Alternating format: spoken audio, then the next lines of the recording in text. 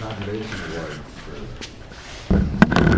different Oh, yeah, areas and so forth. right. Who got the conservation award for this county? Oh, Who got the conservation award for Winona County? Winona County was,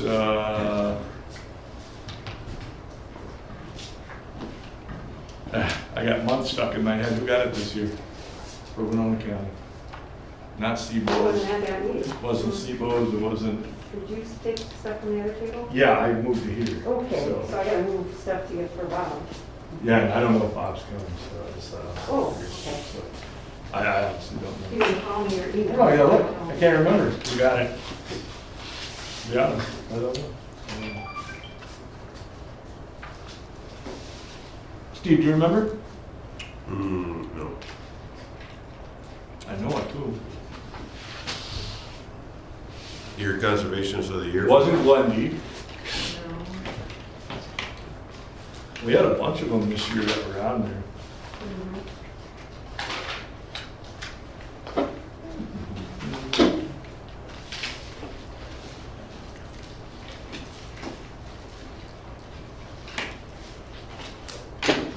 I know they were,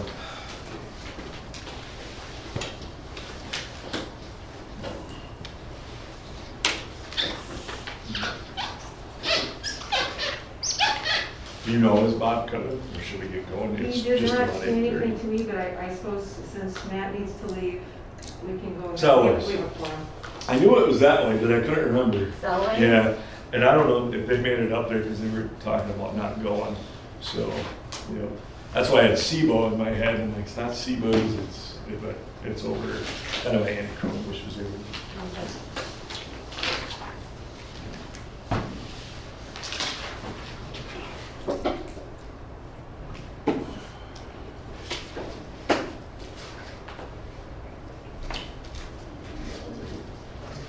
Hey, there he is.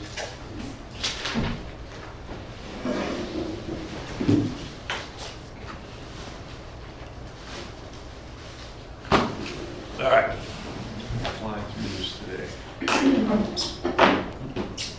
We ready? Call the meeting in order. Are there any public comments? Any public comments? Any public comments? Hearing none, move forward, approve the minutes, October. I'll move approval. Second. Motion made and second. All those in favor signify by saying aye. Aye.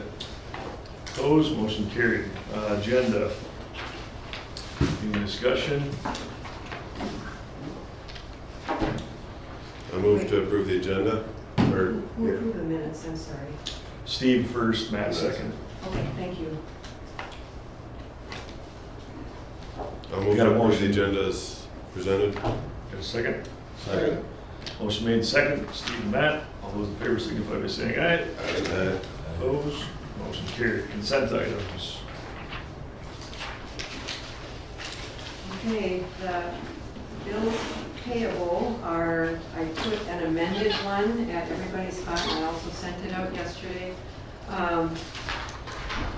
We had a number of additional checks that I had to do yesterday, and they were all for the 319 grant. For the, we have 1, 2, 3, 4, 5, 6, 7 payments for, these were for the test plots that were done, that Jeff Fetch worked with landowners with, and then there's a couple of payments to the crop advisors. And we have 2 cover crop payments for the drinking water protection grant, and extension or U of M for test plot support, and also the county. And totals of bills payable are $17,264.16. Now, 2 of these are the cover crops, so they'll be approved later in the agenda. And then I want to note that I also need to have approved a payment to MCIT. I have not received the bill yet, but it's due the end of January before our next meeting. And I just put an estimate of what we paid last year. I don't know if it'll go up a bit or down a bit, but I also need to be able to approve that so I can do an electronic transfer to pay that in January. I don't know, somebody else give their input. Are we, if we approve the 1413 and it comes in a penny higher, technically it isn't approved. It's So, estimated. okay. I just put that in there just to give you an idea of what it might be. I just received an email saying we will be sending them out, but no estimate and no invoice. Josh, you want to put a maximum on there? If it's more than that, That's what I always used to do. We just put a max on it, you know, and capped it so much, and if it's then over. whatever it is under that. Send an email and keep approving. Yeah, that's the way I've done it, but that's open to discussion, so it's just kept it so it isn't loosely, you know. I don't know if anybody else ever done that. It will be on in the February meeting. What I typically have been doing is including that in the February bills payable, Yeah. so you'll see it then. It's just a legal thing, is the way it was just, we used to do that a lot with Ontario too, so we'd have payments and then we would just cap it, and if it went over that, then we had to wait, so, but it's okay the way it is too, if anybody else doesn't care, so. Might be the way it is. If there's concern. We'll leave it as the estimate. and go from Kind of there. doubt if it'll go down. Yeah. So I'll move to approve the bills as presented. Motion made, second. Second. Motion made, seconded. All those in favor, signify by saying aye. Aye. Opposed? It was Bob and Steve, by the way. Motion carries. Board reports. Who wants to start? Matt? You know, actually, County was doing budgets, and we wrapped up our last meeting yesterday. That's all I got to say.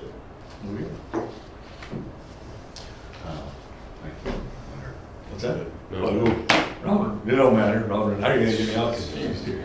No, I didn't think this too, because I can't hear that well anyway. Oh, well, let's run with Steve. We'll just work around.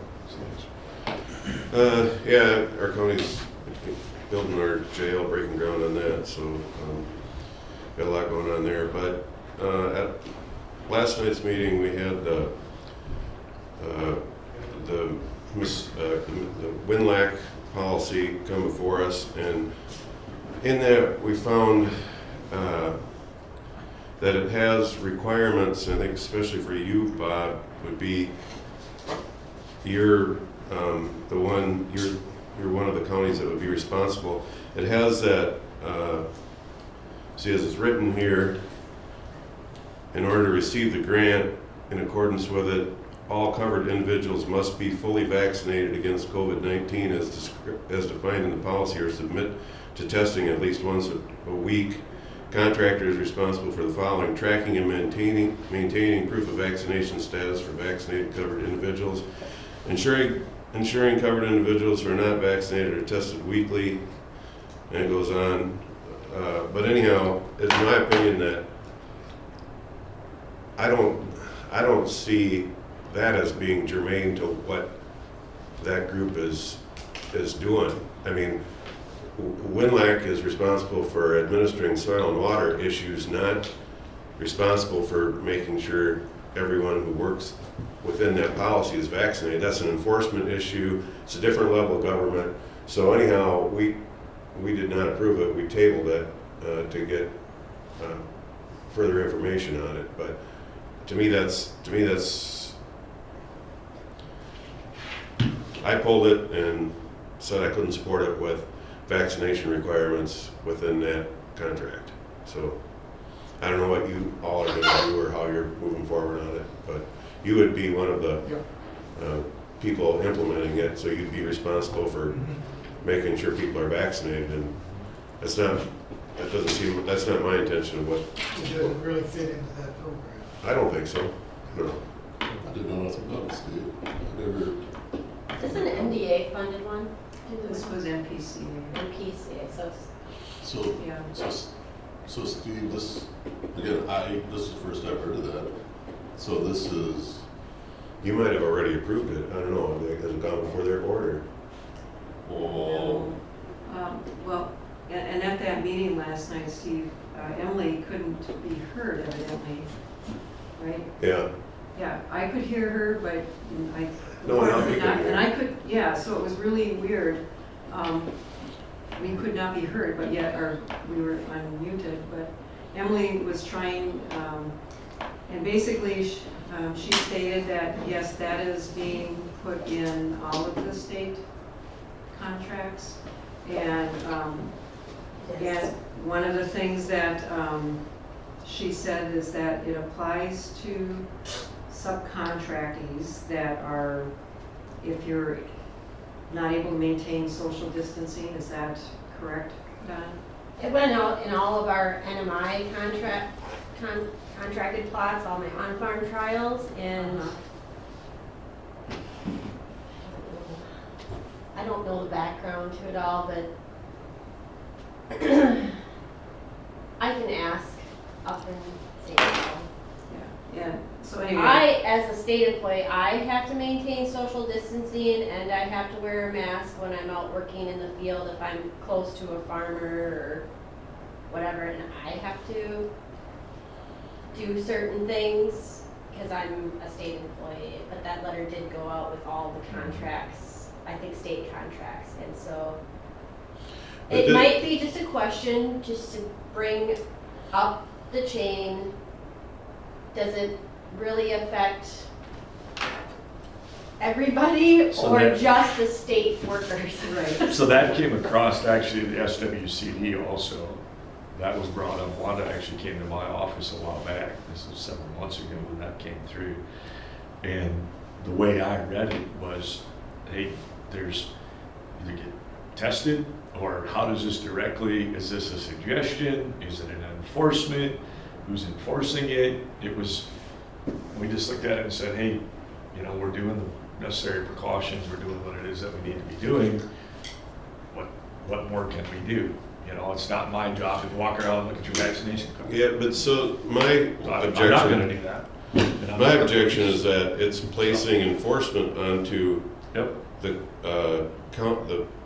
the people who are implementing the program. And all the way through. It's every state. That's all the state stuff. And it's tracking and maintaining proof of vaccination status for vaccinated covered individuals, ensuring covered individuals who are not vaccinated are tested on a weekly basis, monitoring test results and ensuring that covered individuals with positive test results do not access, blah, blah, blah. So, Yep. yeah, to me, I've had concerns about the whole another level of government that this one watershed is bringing, and this is just by saying nothing and just approving it, we're saying, okay, we're giving more authority to this level of government, and we're going to start enforcing your vaccine mandates, and that to me it's just out of bounds for what we're doing. Yep. I'm not going to support it as long as that's in there. I was wondering, is that the employer of the workers or the company that's supposed to ensure It's that? implying the contractor is responsible for the following, those things that I just listed. And so Marcia said she thought the contractor is the one doing the contracting, which would be, in this case, Wabasha and I think Houston counties are the ones, or who's, Root no. River, SWC, Wabasha County, SWC Yeah. are, Yeah, So, they're the ones have who'd be some responsible agreements. for this, They do the paying. enforcing the vaccine mandates. no, the grant is coming through Winona County, and then we're doing the civic engagement events, and then the other piece is the chloride monitoring. That was the sub-agreements with Root River SWC and Wabasha County SWC.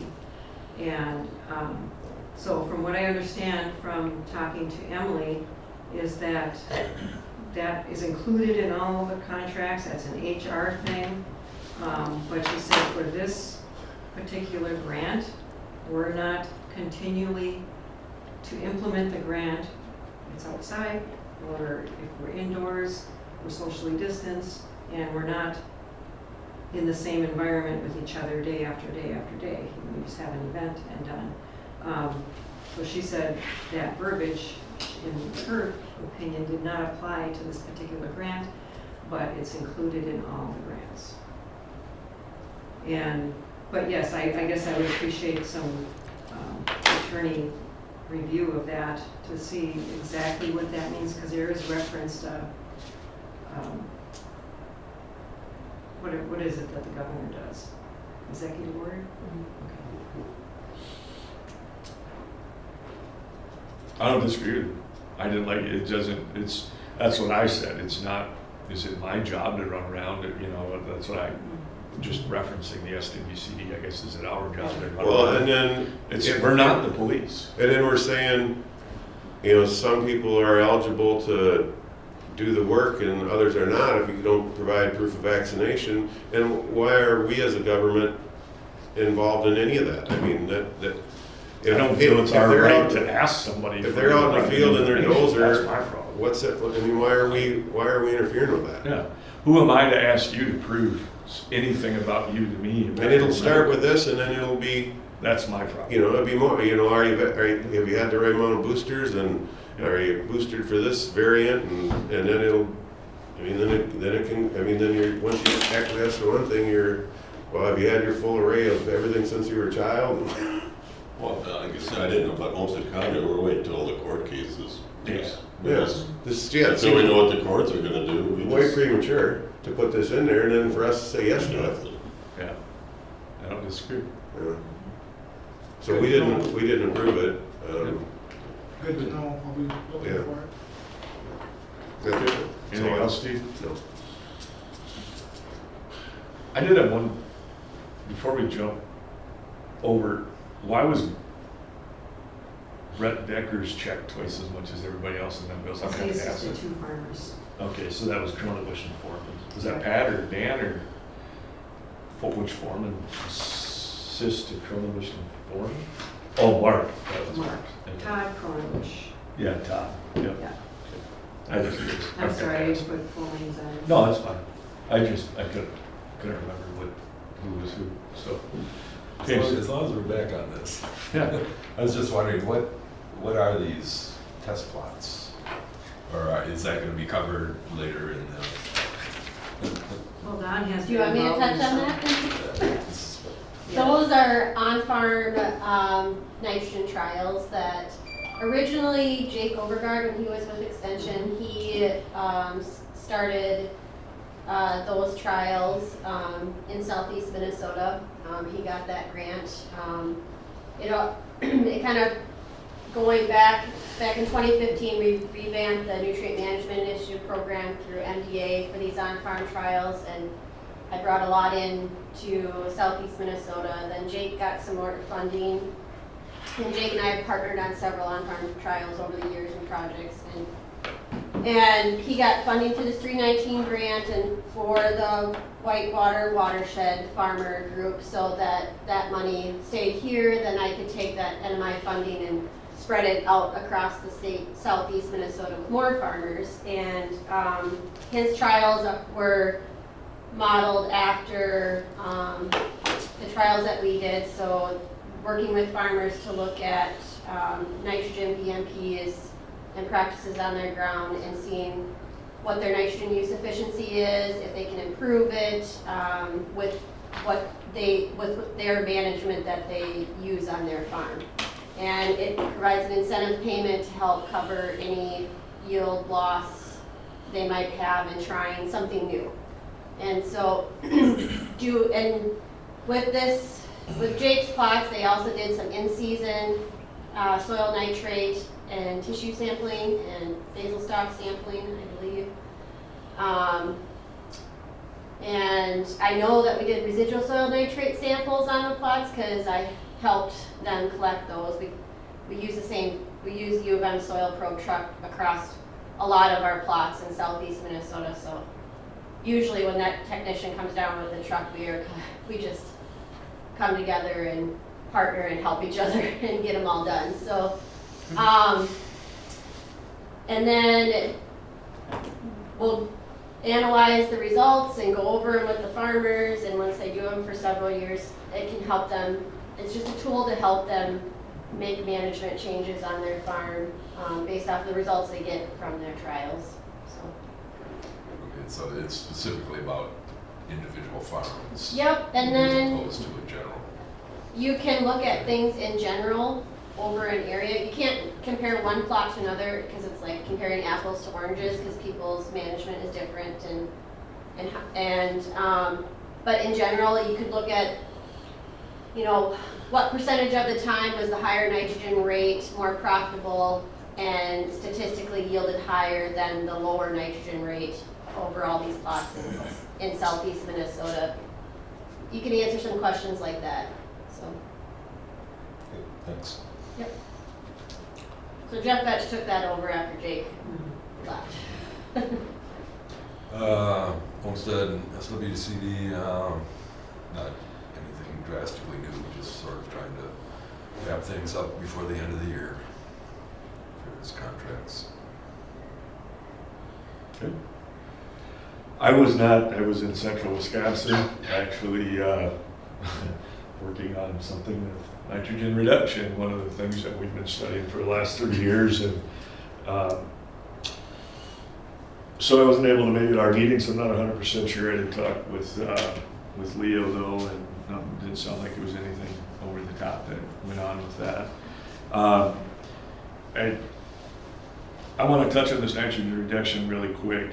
So this is something very quietly in the background we've been studying for a number of years, the different ways to do this.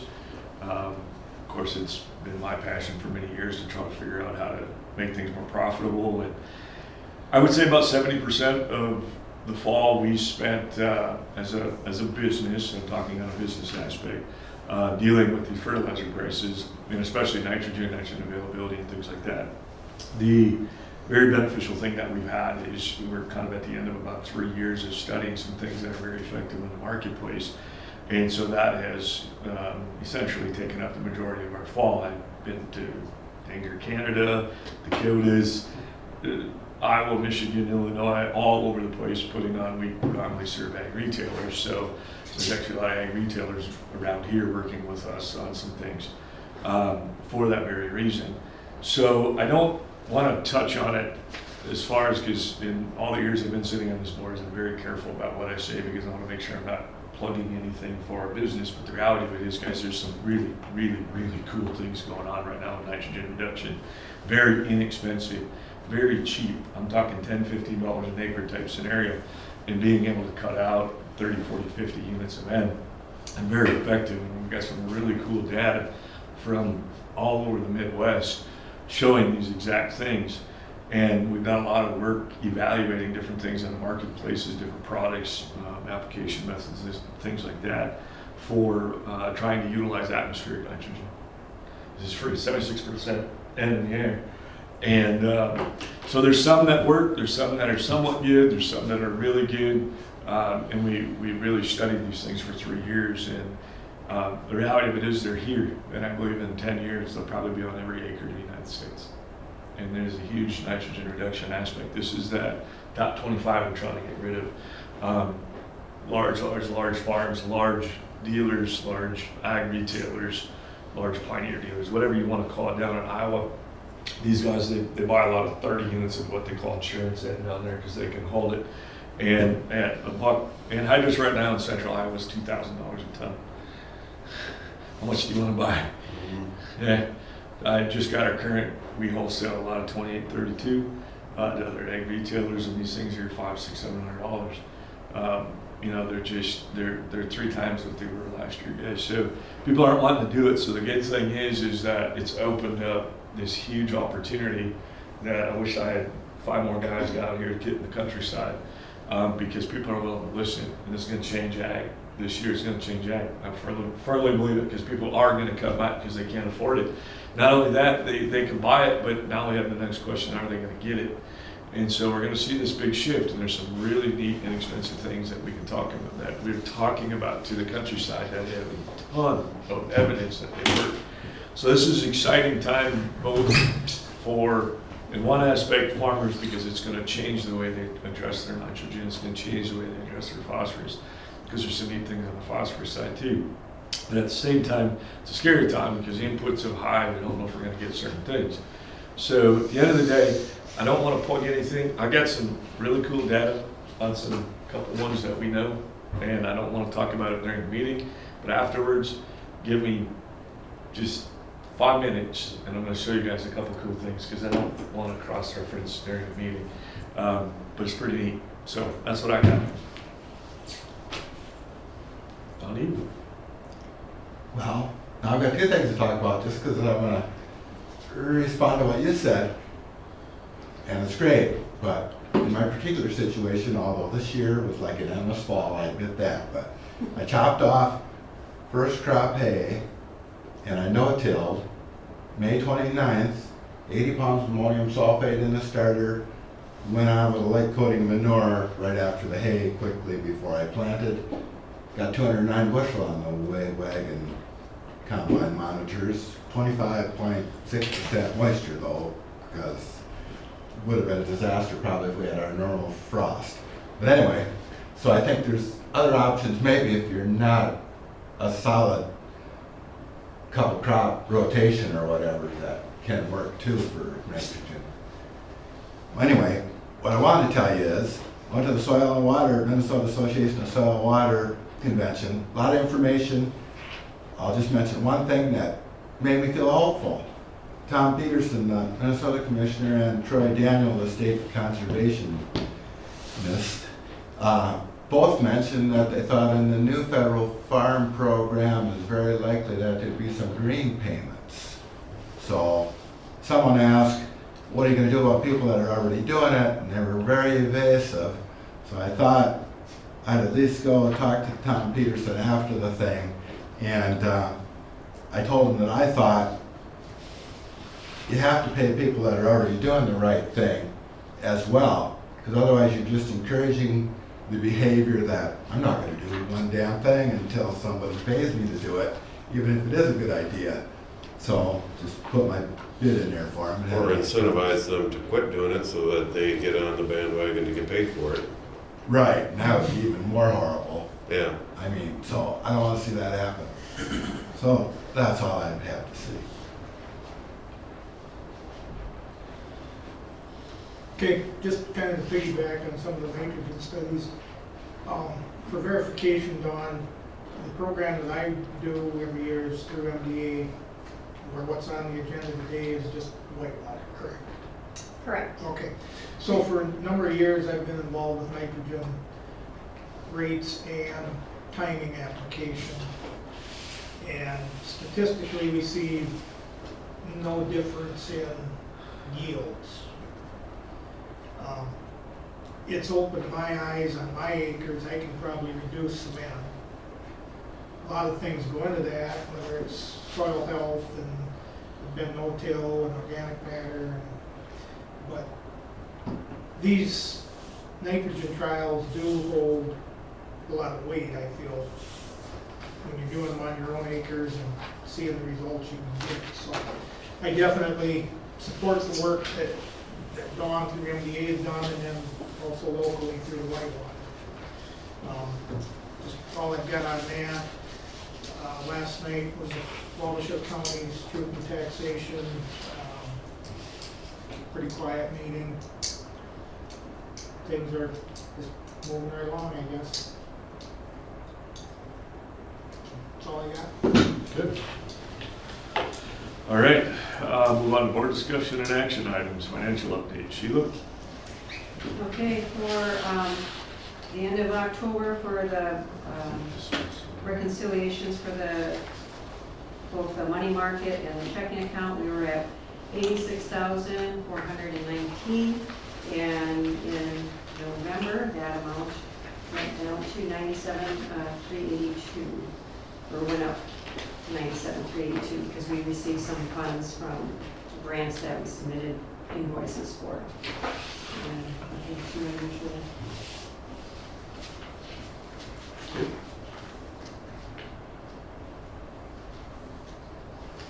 Any discussion on that? Moving on. And then we have, I put in everybody's place the 2020 audit, which we reviewed at the last meeting, so now you've got your own copy. And then on the agenda, I have the audit proposal for getting the audit for the 2021 year.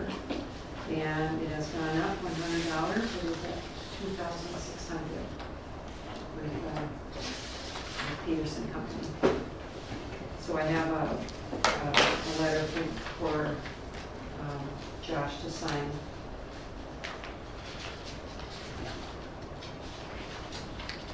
I noticed Peterson really hasn't been, they're significantly cheaper than Smith Schaefer, right, for the audits? They are cheaper, yes. Yeah. Yeah. And, I mean, Smith Schaefer's really in depth. Peterson, I think, is a little more of a flyover, but they really haven't increased their rates for, Yeah, just think back, all the way back through yeah, it seems like every year is Altura, 50 or 100. here, it goes and I up, mean, yeah. this is, I've seen this for, what, 10 years now, 12 Yeah. years, and they really haven't been pretty fair. So, Yeah, and I keep asking Wanda about, should we consider somebody else? And her thought was, no, because our QuickBooks are pretty minimal compared to other organizations because we do not do, all the grants that we do are just payments on the grant, so Whitewater has no employees. I'm an employee of Winona County, so because there's nobody on staff, you don't have, the FICA and the social, all of that makes it messy. The whole point we switched to, and that was actually part of my suggestion, Smith Schaefer does all three of my companies, and I said, oh, these guys are very thorough. They're gonna clean up the mess, and that's why we hired them to clean up the mess, and whether we stick with them, once we get it done, and go back to Peterson because they were more money, we're just not complex enough to have to go down that road, so Peterson works just fine. So that's the only reason why we went to there for Winona, because we wanted to clean up 20 years of mess. So, and they did a good job. So. Yeah, yeah. One of the reasons I know. Okay, any discussion on that? So do we need a motion to? All for the $100? Yeah. Yeah. For the- We have a motion for, well, For 2,600. we need to pay them for 2021? 20, this is for this current year. The So 2,600. we don't have the invoice yet from them for that. But this is saying, yes, we accept their proposal for Peterson to do the audit for 2021. for- Coming up, Pardon? coming up, Yes. Right. Yep. yeah. I move to approve the 2021 auditor contract. Got a motion made, second? Second. Motion made and seconded. Any discussion? All those in favor signify by saying aye. Opposed, motion carries. Okay. Nitrogen fertilizer management plan agreements, update on the grant, Sheila. Okay, so we had a discussion and, at the last meeting, and this board edited a paragraph and then a title page for that grant agreement, and it went through the MBA with those edits, and it was approved with them, and it was approved on the 10th of November.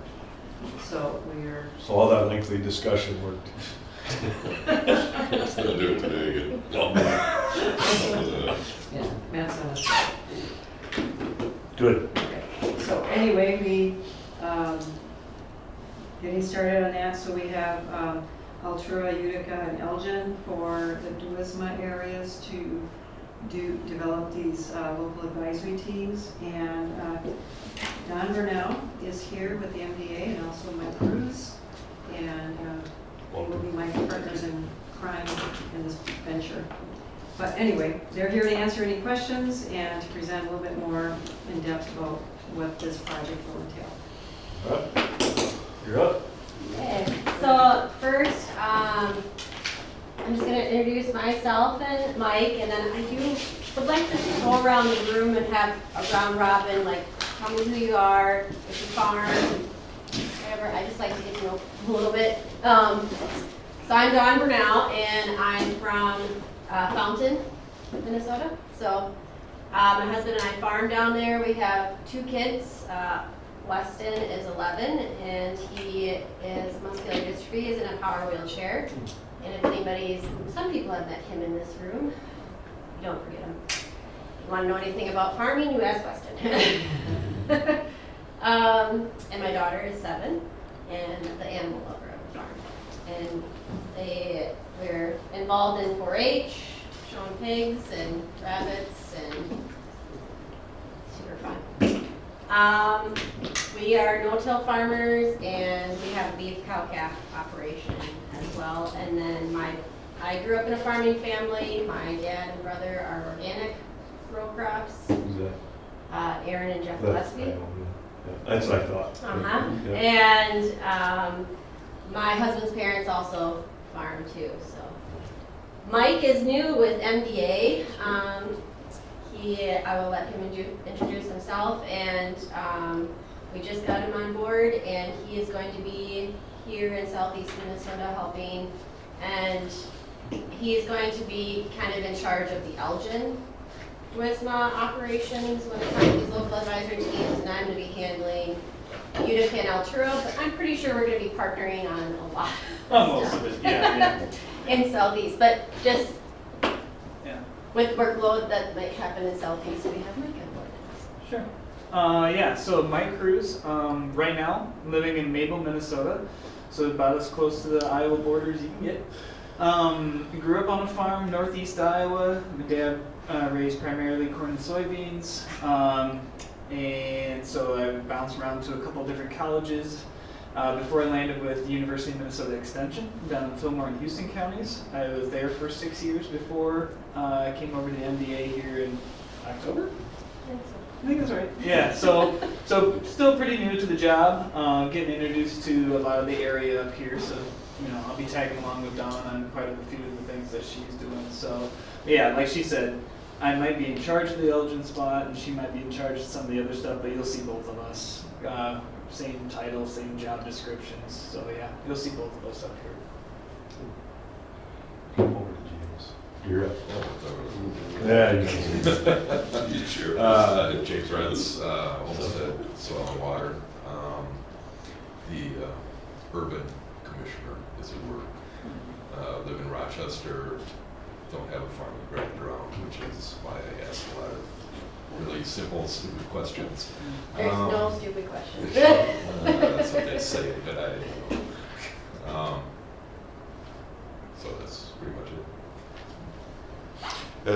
My name is Steve Jacob. I farm no-till farm up in Whitewater Township, so I'm pretty close by here. 4th generation family farm for me, and we've got the 5th and 6th generations living out on the farm too now. So put some cover crops in this year, and I sit on the Winona County Board of Commissioners.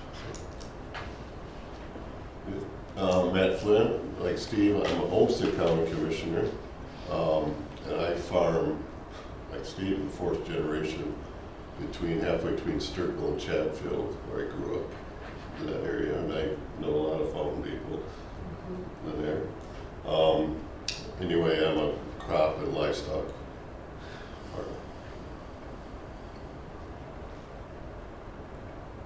And I'm Sheila Harms, water planner for the Winona County and also coordinator for the Whitewater.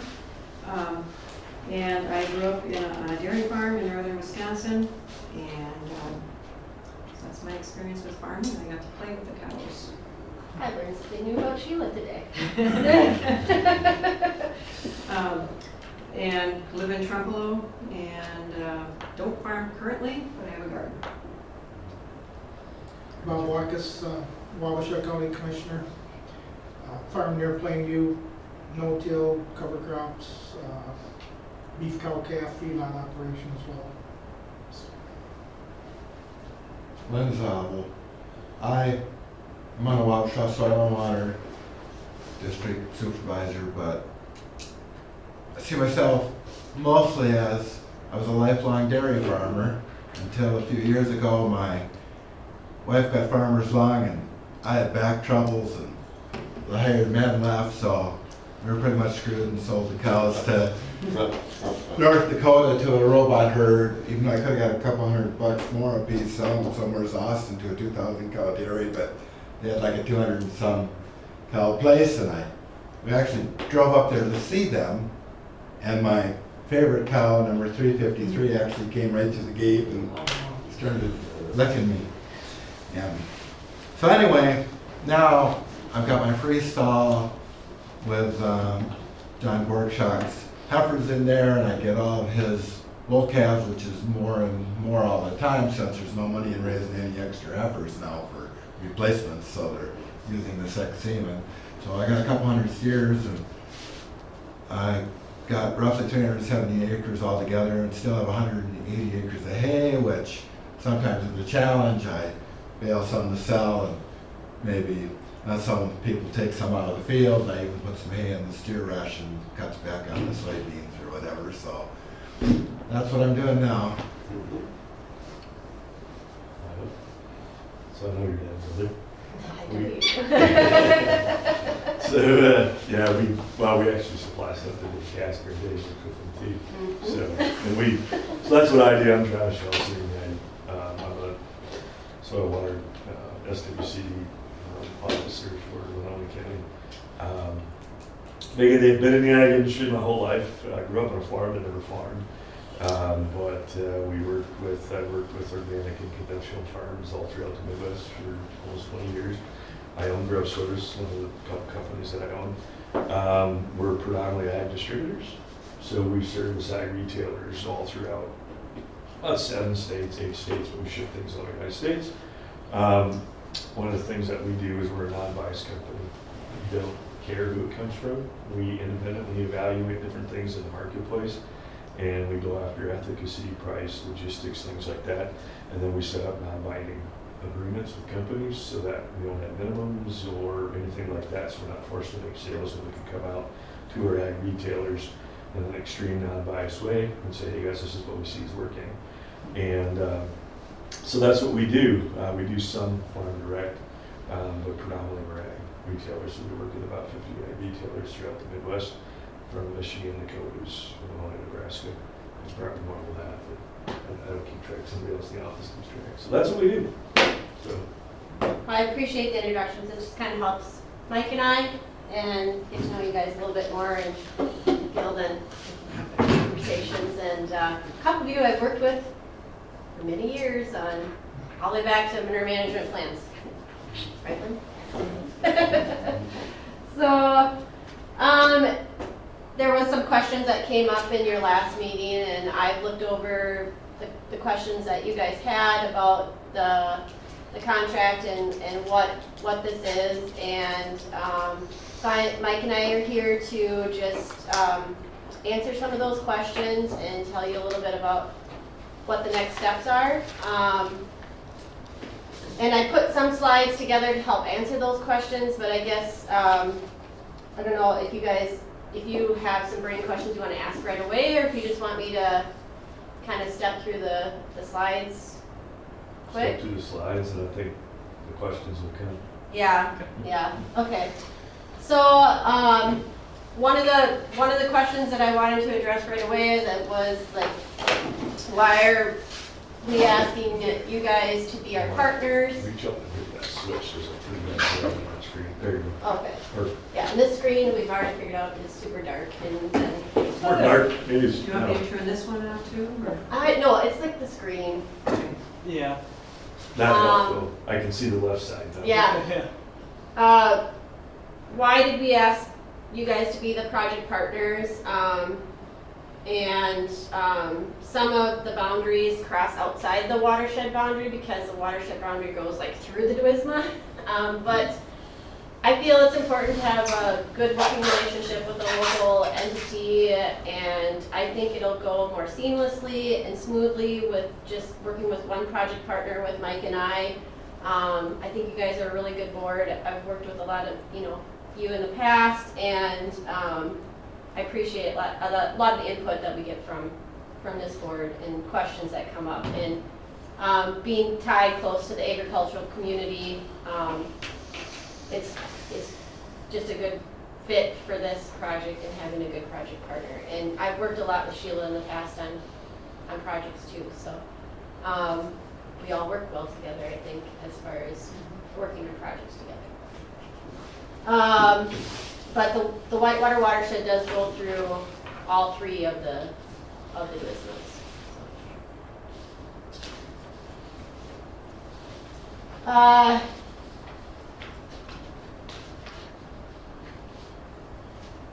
Another question that came up was, I think it just revolves around our nitrates concern in groundwater in southeast Minnesota is maybe how to rephrase it.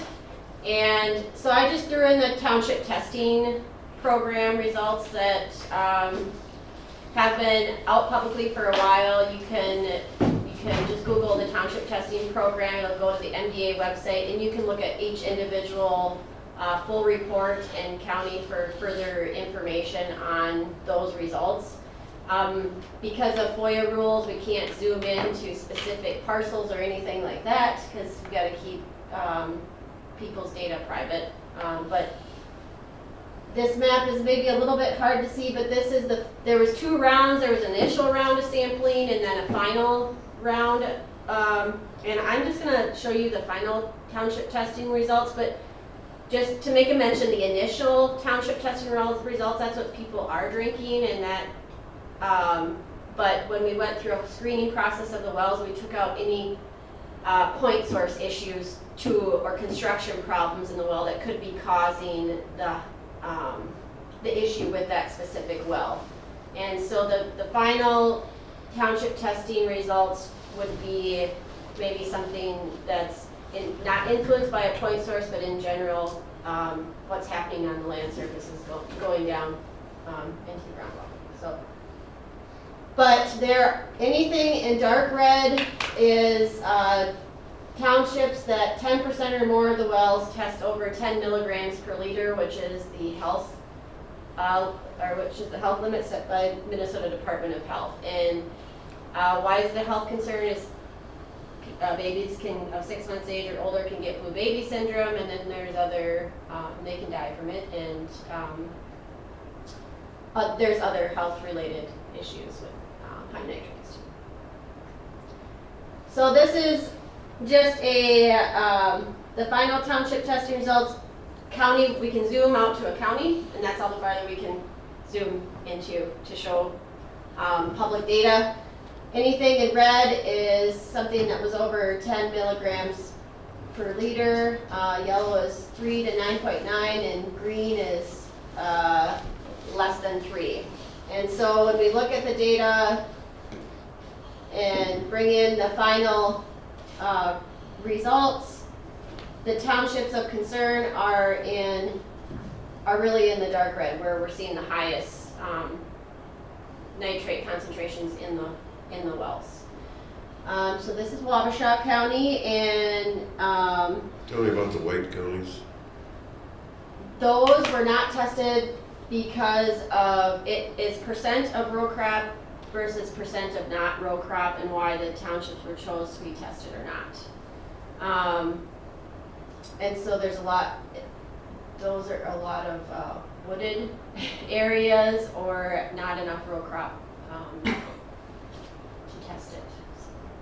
It is on the township testing webpage, like that delineation, how they broke that out. So you can go and look exactly at the wording and how that was done. This is not my program, so some of the questions are hard for me to answer, but and anything in white for the towns, we would look at the public water supply well data over several years. So the reason why Utica, Altura, and Elgin are considered a level 2 is because their wells have tested over 8 milligrams per liter of nitrate, so they are considered a level 2, and that's why we'll be working in those public water supply Adwismas, and they are trending upward. So this isn't, this is something that we want to look at and help. Is there any requirement on the depth of the well? I mean, any well that tests high, whether it's 100 feet or 600 feet, it doesn't matter the depth? So in the township testing reports, they go into a lot of that criteria on if, why a well was kept in or taken out. And they do talk about depth in there, so you can resource each county's full report and look at that. Would it be relative to elevation though? I mean, if I'm in the valley versus if I'm on top, there'd be some. It has to do with, the geology of southeast Minnesota is very complex. and You're how right, that's water what I'm moves. saying. You hit an aquifer, whether I'm on top of the bluff or I'm in the bottom of Yeah. the valley is gonna Yep, dictate so there's, 300 feet on a well, you know? So there, that's why I'm with Steve, you know, Yep. how do they do this? And they just say, Yeah. hey, we're gonna hit an aquifer. it's very complex. Right, yeah. It's a lot that goes into that. It's, Well, I'm just thinking of Winona County's high nitrate levels out in Utica, Lewiston area. I'm gonna just assume that the more shallow wells have higher nitrate tests than the deeper wells. they could. And I think I've seen studies that have shown that. Um, But I think And there's at some, what point do we determine whether a well, whether it's the problem with the well being really not drilled? If someone drilled a well 100 years ago and they only went down 70 feet and they're still using that well, I mean, and then we're applying the results from that across the board to everybody. so they're looking at construction of all these wells that turned in a sample, and they're going through all that information on those wells, and it tells in the report, you know, what the criteria is for keeping a well in or out. So that would help answer some of your questions. Are they using the DNR testing wells too that they have? You know, just curious. I know they have a couple testing wells. Yeah. You might have looked at them, but I'd have to ask. Just don't, we get paid to run around to do those, don't we? That's right, Yeah, we get paid to run around and monitor them. SWCD does Yep. their test wells. 'Cause 'Cause they own wells that do nothing, they're just a hole in the ground. I'd have to ask I'm if just they curious. included those in this township testing. Yeah. Good, that's it. You know, I think even some deep wells could potentially have nitrates as high as some shallow wells, depending on the mixing of new and old water and what aquifer it's in and how the groundwater is moving. The So- Adwismas that we're working in, those are deep wells. Yep. Those are deep wells and they have high nitrates in them too. So, I do know that when they went through this the first time, they got their first round of results, and like Dawn said, and they went back through and they assessed those results and they cleaned it up. And I know they went through and assessed the different questions that you're very asking right now, and they're in those reports. And that's the best source of data Yep. for that. And there's also that, help me out, Sheila, with the name. It's the Southeast Southeast. Groundwater Monitoring Network. Volunteer Nitrate Monitoring Vol- Network. Yeah, Volunteer Nitrate Network. And results from that are very similar to what we've seen in the township testing program too. And that's a longer term. Yep, that's been going on since 2008. And so we have, ideally, we want a volunteer, 4 volunteers in each township each. And so, you know, some have, you know, lose interest after time or move or whatever, then we have to find a new volunteer, but that is probably the most long-term data that we have. Probably In the Is 90s, early 90s, They're there looking was at a- that network and Yeah. they are, oh my gosh, what were they doing? I'm sorry, Mike and I have had a lot of meetings in the last few days. They are looking at the data closer in that volunteer night, monitor night. Oh my gosh. Volunteer. Blah, blah, blah, blah. Too many acronyms. Yeah.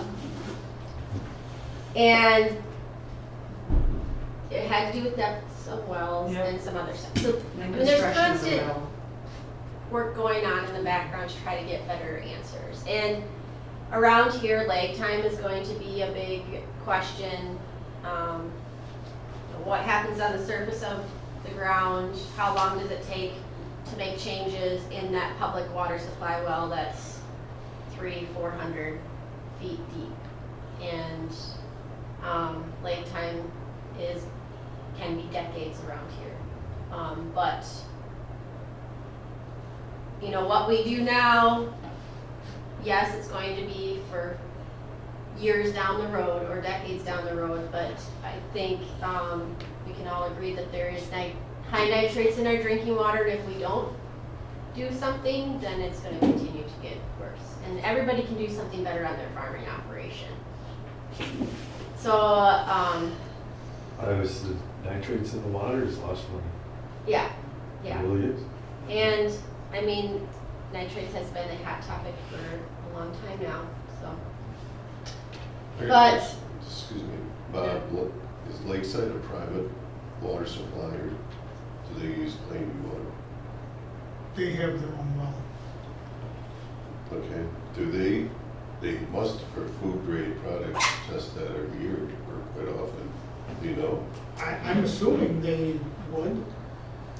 Is I- that- that I'm would be- guessing they probably do. I'd be interested in seeing the results. Plainview's public water supply well is not testing as is under 5.4, wasn't it? Yeah, I think they're under 5.4. They're under 5.4, so But the thing about Lakeside, they use millions of gallons. Yeah. It's been there for many years. I mean, you guys would have to tell me how long, it's been a long time. If you want to see a history of water samples, they would have it.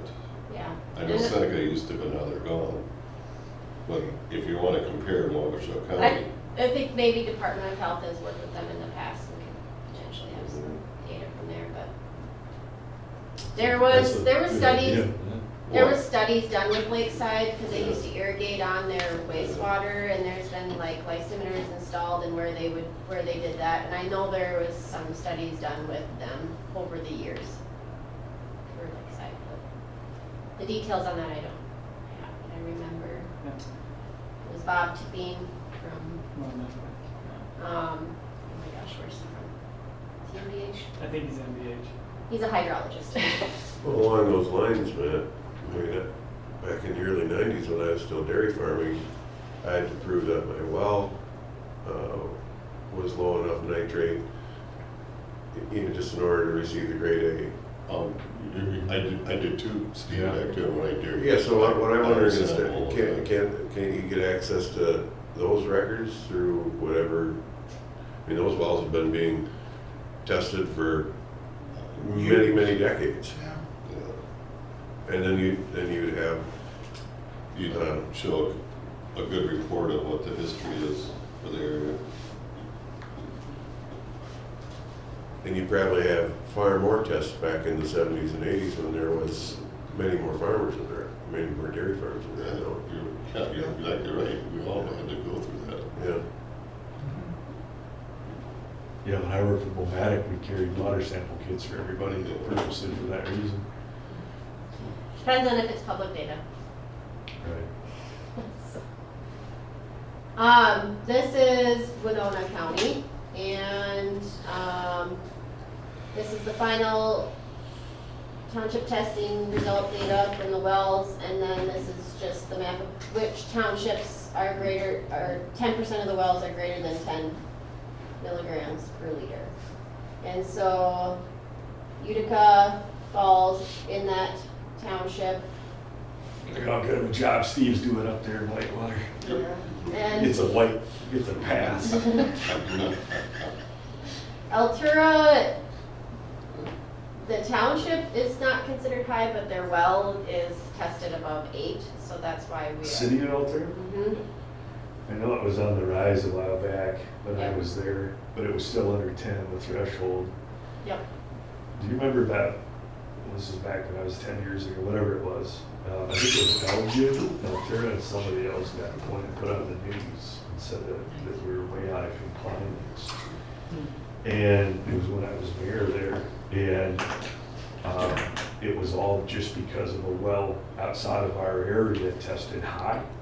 The news got a hold of it, said, Altura's water is absolutely horrible. Mhm. Well, we showed all our samples, obviously, that we sampled every month, and we were still well below the threshold. So the whole point of what I'm saying is that sometimes the media grabs this stuff and runs with it. Sure. And I know. they do a story, and, it's amazing what 5 miles does in the test, so. I do know that Utica has gone over 10. I believe They that. I know a public letter had been sent out to the residents, because I had received that email last year, summers before. One of the concerns that I have in my county, Winona County, is that we tend to find what we're looking for, and right away you said, well, we're not gonna look at the white counties because there's not enough row crops in those areas. So in my county, we know that Lewiston, Altura, and Utica all had major their municipal septic systems, the ponds, all drained and disappeared at one time or another. And where did that go? Well, it went down. And meanwhile, these studies tend to reinforce that the farmers are the problems, and then that gets back to the larger, in my case, the population is the city of Winona, and they're all looking for reasons to, really ridicule the farmer, and it could be the municipalities that are part of the problem, but it doesn't seem like we look for that. We only are looking for that the farmers are the problem. So each of these Adwismas had to go through our inspection unit, and they had to look at all potential point source issues that could be contributing to the public water supply wells' increased nitrates over the years. And so they looked at any of those issues with those source water treatment ponds, and if they disappeared, like I know Altura's, there was a big study that was done on that, and they've had, what do they call those? Gosh, okay. We have a lot of It's another acronyms. acronym, but yeah. Government acronyms is a completely different language that you have to understand. But regardless, each of these Adwismas has to go through a long process, evaluation with the inspections and any potential source contributors before it is even considered a level determination and published on the Minnesota Department of Ag's website. So Altura, Elgin, and Utica have went through all of those. Altura's wellhead protection plan just got revised, and the Adwisma, the boundary, is now like 5 times larger than what it was. And Really? How yes. big is it? Because all of Altura's wells are within, for the most part, a quarter mile of each other. And so there's a surface water contribution now that got, that, as far as I understand, the surface water contribution to these public wells now has made that Adwisma quite large. Is it outside the city limits? Do you know? Because that was one of the problems. When that thing happened, one of the wells that was tested was right on the outskirts. Because the city limits out there, I mean, notice, see the size of Altura, it ain't near that big, you know what I mean? But it's geographically large. And I think they hit one of the wells outside of town that was high. So we're only looking at the public well data. Right. And the Department of Health is the one who makes the change of the Adwisma boundary based off the time of travel to that public well. And so they've determined that there's some more surface water contribution coming to that recharge area of that well, so the Adwisma is now larger. Well, what's crazy is when that pond drained, it never affected the nitrate levels. No, and it drained. Oh, no, it never affected the nitrate level yet. We don't know that. You've said we don't know how long the lag is, whether it's days, weeks, months, years, decades, and I've heard we can pull water that we can tell has been in certain areas not moved for 100,000 years, and we can put dye in, we can see that it moves underground sometimes in miles, in hours. Yeah. So we don't know. No, I know. The thing about Altura is it's kind of on a plateau. This is what Bob Tipping brought up. Altura sits up on this like plateau, and how the groundwater moves to this public well, where it's drawing from, it's how do I explain this? It sits kind of up here and there's a lot of water that's not contributing to that aquifer for, outside the Adwisma. Does that come up? It's a unique thing, and I don't live there anymore, but Yeah. Altura is managed, I think, for Great Heights or whatever. I mean, it's being one of the high spots and studying that, all the issues that we had, it's a very unique situation. Yes, the hydrology there is Yeah. complex and very unique. It's kind of neat when you study. So my initial question, Lewiston, Utica, Altura, where these municipal treatment plants have had their ponds disappear, you're saying that you can somehow eliminate those as being any part of the problem in the drinking water in those areas?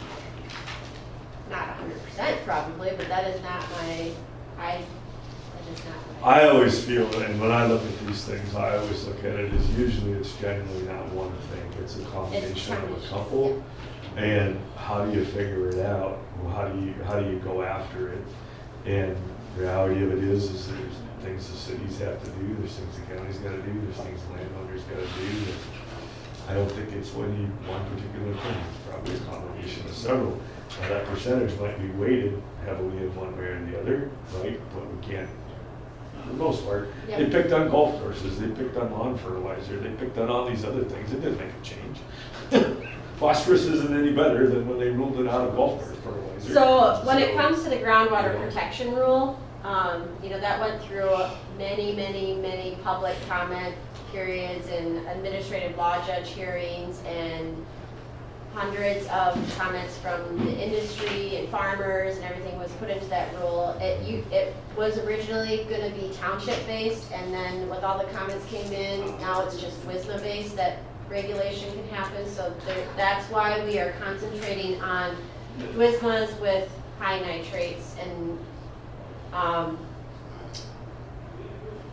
there's only Mike and I down here, and this isn't going to be an overnight process, and this is going to take It's gonna take time, and we just really want to work with the farmers to come up with the solutions to help. So and keep it voluntary. See, and I look at these things from a financial standpoint because that's what we do. And every time I see, Western Minnesota is a whole different deal. Everywhere we go, there's a different thing. It's how we talk to people. But as an ag producer, you got 9 minutes. Matt, take Am I gonna sign something? just look at that. No. Thanks, Matt. Another meeting. Thank you. Everybody have a good holiday. Yeah, you too. Merry Christmas. I just look at that as lost money. If I was a farmer and I knew that there's something like that, I would be doing everything I could because to me that's lost money to the farm. It's our land. And so when we don't measure tile, when they measure tile lines out west and things like that, guys get all nervous about it and they say, well, I don't want to be banned, I don't want to do this, I don't want to be Europe. And I just keep saying, why do you want to throw money in it? That's the thing, is you bought it and it went through a tile line. So with the groundwater protection rule, there was a part 1 and a part 2, and part 1 was statewide, and that was areas with vulnerable groundwater and protection areas around public wells, so these WSMAs. Restriction of nitrogen fertilizer application in the fall and on frozen soils begins September 1 of each year. And there are some exceptions, and there's a list of exceptions listed in the rule on the webpage of what those would be. But basically anything in purple down here is restricted for fall application of nitrogen fertilizer. This is not manure. So MDA does not regulate manure. That's MPCA's jurisdiction. We are just commercial fertilizer. So just to make the distinction there right away. But it's been a best management practice in southeast Minnesota not to apply your fall commercial nitrogen because of the chance of it being lost is very high. I mean, it's been a practice down here for years. This is more anhydrous based. And Fall this is anhydrous. any fall nitrogen. This includes MAP and DAP, but you can apply up to 40 pounds No, it of... doesn't include that, right? Some exceptions? It does, but you can apply up to 40 pounds of total N with those products. So that should cover most of the fall applications. So by rights, you could almost put on twice as much map if you needed to, because map's 1152, Yeah. and that's 1946. Yeah, so that's like one, so some exceptions are fertilizer type, but it includes all nitrogen fertilizers. It's just, there's that exception in the rule with, Well, map's a on lot P and more, K in the fall. yeah, map's a lot more available to the plant due to the pH, but Yeah. in DAP's a lot more costly, so, stay So, I just kept this slide in here, this was Ultras, but that's Utica's, Adwisma. Should have changed that wording, I'm real good at that. This was just an example of like a Adwisma boundary, and, you know, Utica, Altura, and Elgin have all tested over 8 milligrams per liter, and within the past 10 years, so that is why we're working in those Adwismas, and our goal is to work with the ag stakeholders to protect groundwater and public water supplies within it. That's Utica? No, it's not. Yes. Is that on the north? How? Utica is It's I-90 on the bottom. isn't right it? here. This is Utica. I can't. Oh, my mouse doesn't show up. Utica is up on top there, that's Yep. 14, I-90's down here. Gotcha, so that goes all the way out that 90. Yeah. So that's covering like Star Dunes and all those out there. Yeah, Yep. yes. But part of the, have a pointer, part of this boundary in purple here where there's these hash marks is not included because it's considered low or very low vulnerability. So we're only working in this, where it's like orange or yellow hashtags. This is actually the Decorah edge that comes out right So the here. what's the purple boundary? That is the groundwater capture zone, Meaning? the blue to the public water supply well. So this is Department of Health. So the blue is the wellhead protection area. The yellow is the Adwisma boundary where we'll be working. This is Department of Health's delineation for the groundwater capture zone to the public water supply wells. So they do like a 10 and 20 year time of travel. Where's well number 1? Might not be used at all. No, there's just a well number 2 and 3. 2 and 3. Okay, so what would determine going, so the purple line says that's the water going to the well. Everything on the outside is groundwater capture zone, wellhead protection. So, so what is the wellhead protection? I'm very curious. I own this property right there, so right on the corner. I own the Midwestern Byway facility. They lease it from me. So I'm very curious because I fall right on the corner of all that. I'm trying to figure out. You know, the fertilizer facility is kind of. The fertilizer facility is just, where's the road? I got it. It's right on the corner. It's just right in it. I'm right, so I'm actually right between the purple and the blues Yep, and the yellow, so I'm like stuck right here, yep, right there. yeah. So we'll be, And I did an environmental impact study on yep, that, and I come back flying colors. And that's the type of stuff they would have looked at, Yep. looking at for they would those have point looked at all sources. that. Yeah, so it was a That study, would go in that but assessment. we did one, Yep. yeah, Yep. it came back really good. Yep. So. But as far as like a boundary, I mean, we're working within the farm is within the Adwisma boundary. So that your confidence level is high that those wells within that area, any water in that well is coming from that boundary, it's not migrating underground from? No, it could be coming from outside the Adwisma based on the geology of our area and how groundwater moves. I mean, any hydrologist can probably tell you that. But the rule states that we have to work in the Adwismas, so that's right. That's really neat to see that. I would have never have guessed it went out to I-90 there. Yeah. No. That's great. So levels, a Adwisma is categorized as level 1 or level 2, which is voluntary. things can move into a level 3 or level 4, which are regulatory. But you don't want to get there. I don't want to get there. Nobody wants to get there. And so there are a couple ways to move into that regulatory level if the best management practices aren't being followed on 80% of the cropland acres, excluding soybean acres. Or if, Say that again? Sorry. I know, okay, it's, Start back. LATs. Yeah. We're gonna create as a group this list of BMPs that everybody Yep. agrees on. Okay. Then we need to get those BMPs actually applied on 80% of the cropping acres, excluding soybean acres. soybean acres. So it's a 50-50, would be 40% of total crop. Right, if the county was split in half, right, corn and beans, it'd be 40%. Is that what? I mean, if you split the acres in the Adwisma down the middle, half And is you- corn, half is beans. You leave beans out of it because just they're low inputs or what? Yep, low nitrogen, fertilizer inputs. I mean, I feel like we should have best management practices on all the acres, whether, you know, But- from an erosion standpoint. That- I'm implementing, I don't say, oh, that's in beans, I don't need to worry about it. In fact, water runs across that faster than. It was comments that came through that public comment period in those administrative law judge hearings, and There's very little nitrogen applied to beans just because it stops nodulation. But you'd be amazed to see the data as how some of these things that are out here now are actually filling in the end needs without actually purchasing ends on soybeans to stop that reduction in nodulation during dry period or whatever it is.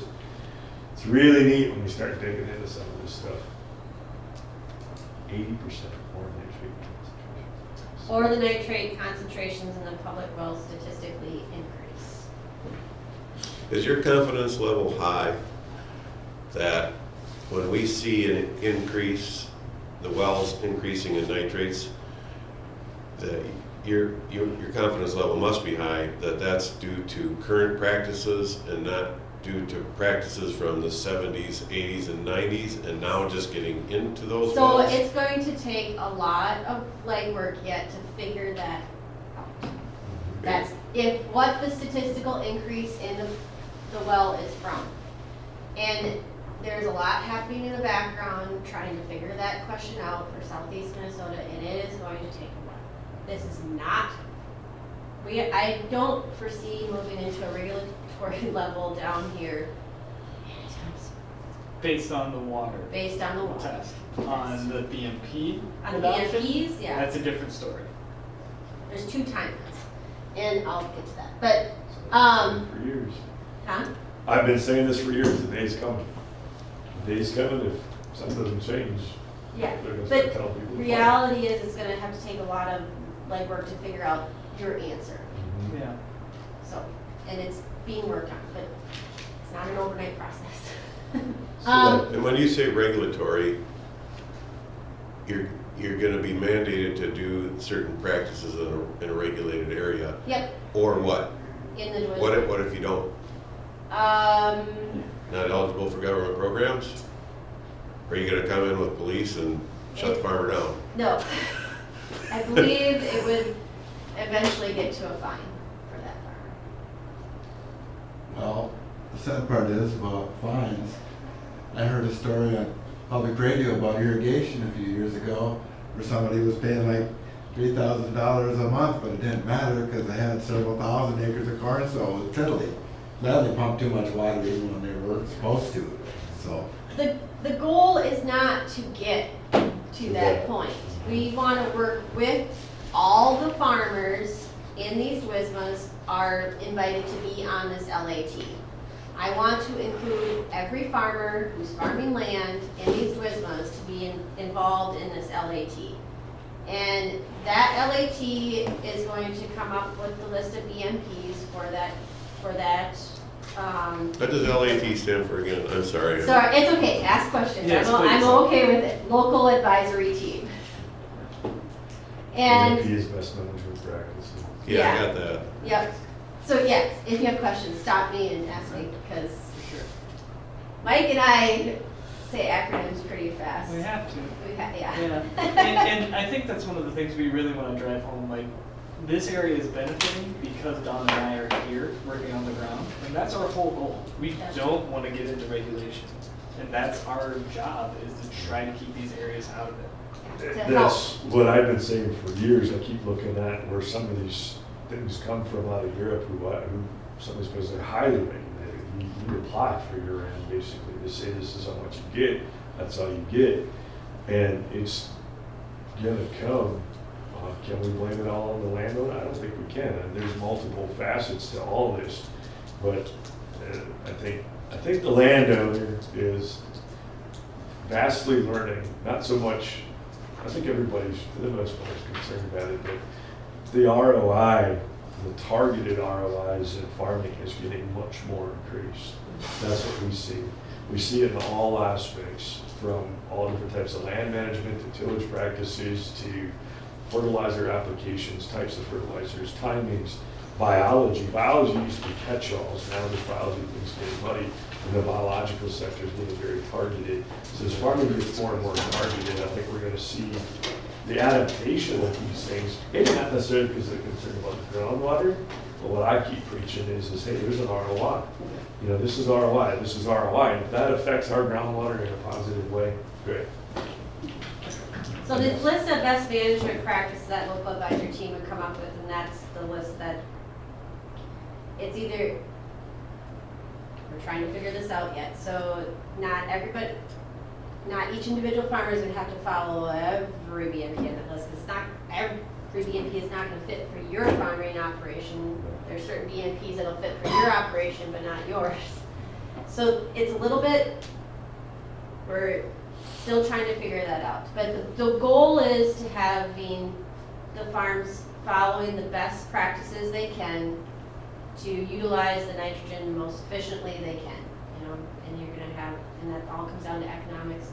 And One of the disappointing, I mean, reading the things on the bottom, and this isn't to discredit anybody, but I've watched a lot of these things like the split applications and this and that, and we'll take something in a particular area and we'll try to broad scope that, and it doesn't work. And I think the biggest thing that needs to happen, and we're starting to see it, is farmers are taking, they're grabbing the reins and beginning to do this stuff themselves because of ROI.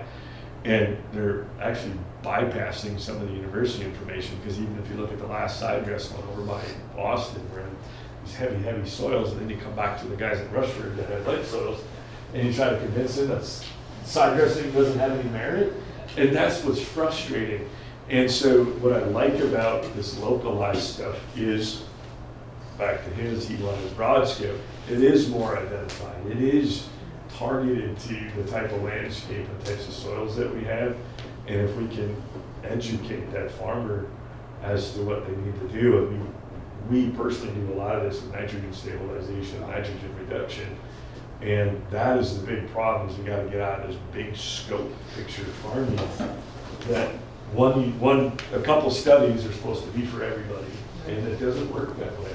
so this is gonna be very, you know, this is very focused on the Adwisma and the farmers within that Adwisma, and coming up with things that work for those farmers in the Adwisma. And alternative management tools are AMTs. That was another question. What are AMTs? They're alternative management tools. What are alternative management tools? Examples are like cover crops, precision, certain things in precision agriculture, lower nitrogen use varieties. I mean, there's several things that could go under this umbrella. There's going to be a list of approved AMTs that can be used in place of a best management practice. If it goes above and beyond that best management practice and has the same effect or more of an effect on reducing nitrate loss. And that will, those approved AMTs are eventually going to be listed on the MDA website. Who's coming up with the AMTs? There is a focus group internally in MDA that is working on that. So that's something after this meeting, we'll talk about new technologies and Yep. potentially some of that AMT stuff. Excuse me. The Minnesota Egg Water Quality Certification Program, those certified farmers are deemed to be in compliance already with BMPs. So if you're a certified farmer, you are to be considered to be deemed in compliance. And that program has its own rigorous auditing, if you want to call it that, to make sure farmers are compliant. So it's rewarding those farmers who are going through that process. And is that an ongoing sign-up program, the MAW? Yes. QCP? Yep. Is So, Mark Root still working on that, or? Yes. Yes. He's retiring Yes. next year. so I've been in that program, probably one of the early adapters. So that was good for 10 years, your certification. So I need to reapply for that at the end of that 10 years, or? I would talk, was it Mark Root that you worked with to certify? No, Probably Matt Matt Kruger. Kruger, yeah. Oh, so now it'd be Mark. Yeah, it will be Mark. Okay. I mean, Yeah, I was too. I was, I think, the 6th farm in the state, but I've never been looked at again to see whether I'm in compliance or There's not. supposed to be one random inspection in 10 years, I believe, is maybe the law on it, from what I read. Yeah. Once again, I'm not heavily involved in that, There's a big way to that too. program. What's the benefit of certification? Well, the farmer gets recognition, there's some financial and technical assistance that can go to those farmers first because they're certified farmers. There's regulatory certainty for 10 years with any laws that come through. It's kind of a whole on-farm assessment, that process that they go through, to make sure that they're doing the best management practices for both surface and groundwater. I think it's the best way to explain it. So I'm hearing a couple things, but when it comes to just doing the right thing, I'm all about that. But when I hear what I feel is a little bit of a veiled threat of you're going to do this or we're going to have regulations, I'll turn on a dime and I oppose the expansion of government, and I don't want government having excessive control. So I'm a little concerned about being lured into all this, and then initially it was you wanted us to help with administering the ground protection rule, and that's why we spent so much time at that last meeting unthreading that piece, because I'm not here for you to impose regulations on my constituency. If this is about that, then I'm not in. If this is about trying to highlight best management practices and bring the community into that, that's okay, and I support that. But The hope is not. I'm kind of hearing two things here. Yeah, From one chair, I'm hearing these are the best management practice, and from you, I'm hearing you're going to do this or else this other thing's going to happen, and I'm not with that. the groundwater protection rule is in place. Yes. I can't. Yeah, and Think about it. we already divorced ourselves from that. I'm not helping you implement that. It is not your guys' job to implement anything with the groundwater protection rule when it comes to regulation. That is MPA's job. Well, that was married into that last proposal that we had, that we spent so much time on Yep. last month, Yep. or 2 months ago. We're looking for you guys as project partners to help with the voluntary side and working with the farmers and promoting these best Yeah. management practices to keep it voluntary. And that is our goal. And the reality is I can't change the groundwater protection rule. It went through several comment periods, administrative law judge hearings. I mean, that has went through its due process, and there was comments from industry, and I mean, you can go back and look at everything on that. But so the more I partner with you, is the community looking at me as being part of the implementer of the groundwater protection rule? We are the implementers of the groundwater protection rule. It will And be- enforcers. And it'll be MBA's job to enforce the groundwater protection rule, not Mike and I's job. That's our enforcement unit. Our job is to work voluntarily with farmers to help adopt these BMPs, because if we were the enforcers, farmers are probably not gonna work with us on voluntary practices. I've worked with farmers for many, many years now, and I understand nobody likes regulatory things, and if we have to step in as a regulatory person, we're not going to get anywhere. Well, that's our how we get perceived sometimes in trying to stay neutral and all this, and the more there's a little bit of a fear that we have on these boards, is we become, and we saw it with the buffer law. And we that kind became of all the police. time. Right? Yeah. And all of a sudden now we're the bad guys. Yeah. And so we're always, I've spent my life, I work with organic farms, conventional farms. It doesn't matter, it's this nitrogen reduction thing, I'm all about it. But I would Steve too, that as soon as you put authority to it, it changes the dynamics. And so that's why I think we were so careful about Yep. taking this verbiage out to make sure that this isn't an enforcement arm and we become. So Mike and I are running all these local advisory team meetings. I'm gonna fix this before your table goes down.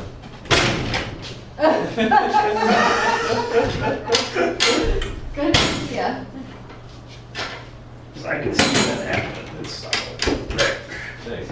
yeah, it's Wow, you are observant. That's probably my doing. Yeah, so the local advisory team is, insights from the voice of the farmer, bringing, you guys know the practices and limitations and opportunities out on at this local level, and along with this board, working at a local level.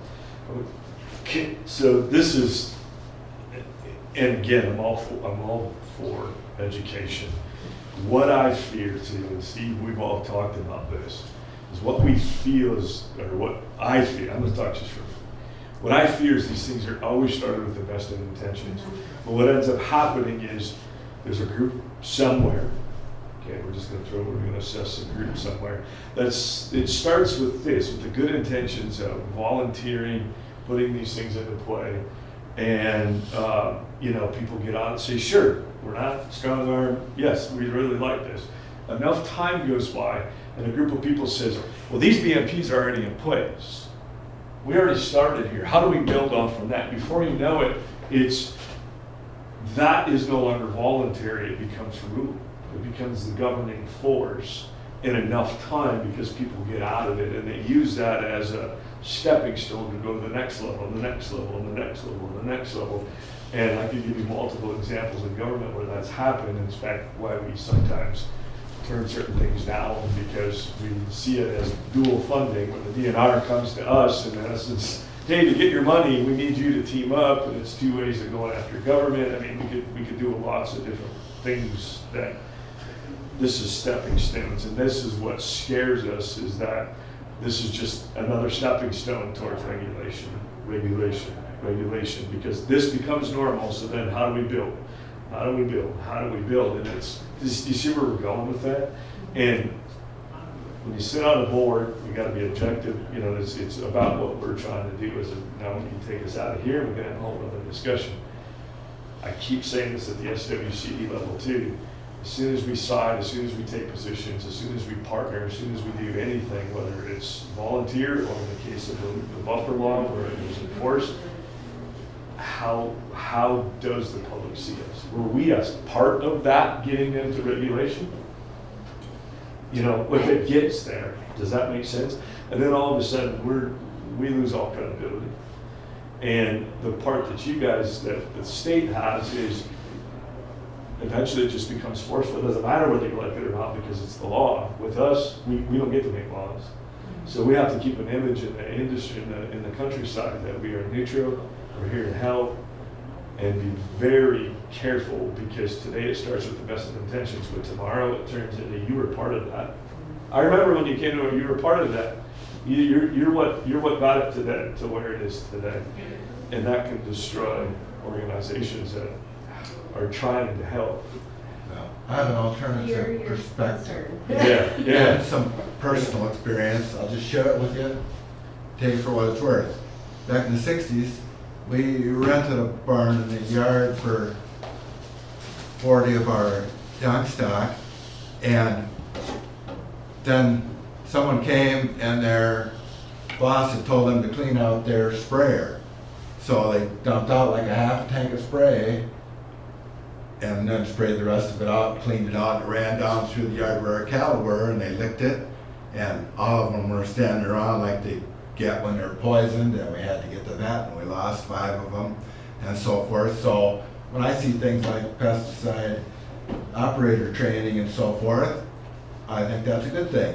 And for somebody that did something egregious like that after knowing better, I would say certainly there should be some punitive situation there. So I agree.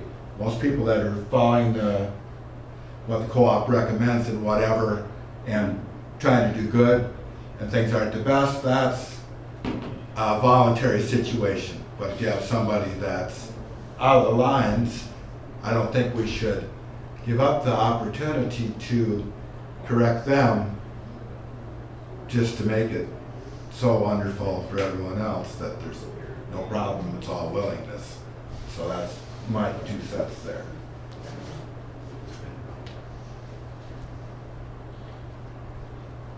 How many local advisement teams are you, I mean, what are you looking at? It's Altura, Utica, and Elgin. So you want to set up 3 teams? Yes, we Yes. are setting up 3 teams. So same that was in here before. Yep. If a public water supply well tests over 8 in the future, they could move into a level 2 and be part of this process as well. If another one did, but. My only real concern is that, you know, this is just the stepping stones to go to regulation. And I've been an advocate to try to get to use ag retail. So I made a comment about getting to the co-op, to the ag retailer, that, you know, doing everything they say. Well, that doesn't mean a whole lot in our world, because last I checked, they want to sell fertilizer. You know, so are they on the farmer side, their side? You know, you would hope they're on the farmer side. So these local advisory teams, we're asking the ag retailers that service the area to be on the team as well. Yeah. So this team is made up of the farmers and the ag retailers that farm and service. Are you in the process of developing those teams, or are they already set up? The process, we would be starting the process with Sheila soon. So how do you determine the ag retailer, because there's so many across? So I'm going to look at, you know, it's kind of Hard. working with farmers and asking, you know, what ag retailer do you work with? We need to figure out all the ag retailers that service this area, and, you know, we've got the big players that we know, and then just making sure that we have all our bases covered on any smaller ag retailers that might serve, or independent crop consultants that we would want to ask to come on board too. There's so many variables to this, it's just crazy to try to limit Yes. it down. That is going to be a big problem. And it's really hard to work with a group of more than 15 people too in a meeting. But you know, my goal is to work with every single farmer that farms land in that Adwisma and have their input. But it is hard to work with a big group, and this is, like I said, this is not a easy process. It is not a fast process. It's not, I feel like I'm slow on picking up the full picture. Yep. So you're starting with these 3. And you showed us the bigger picture of the counties with the high areas. These 3 are within the boundaries of the Whitewater Joint Powers Board's kind of jurisdiction, but this is, your project scope is not limited to the Whitewater watershed. this is a statewide effort. Yeah, So, then you show the bigger map of what looked like entire southeast Minnesota. I mean, how much involvement are you looking for out of this group, and, you know, how many of these are you? You guys How are many are you only doing? gonna be involved in, Utica, Altura, and Elgin. If, say, I gotta go back to my map before I say something that is wrong. So in southeast Minnesota, how many of these teams are you looking, how many Adwismas are there that need? Only the level 2 Adwismas. The only level 2 Adwismas in southeast Minnesota currently right now, so that's public water supply wells that have tested over 8 milligrams per liter in the last 10 years, is Utica, Altura, Elgin, Hastings.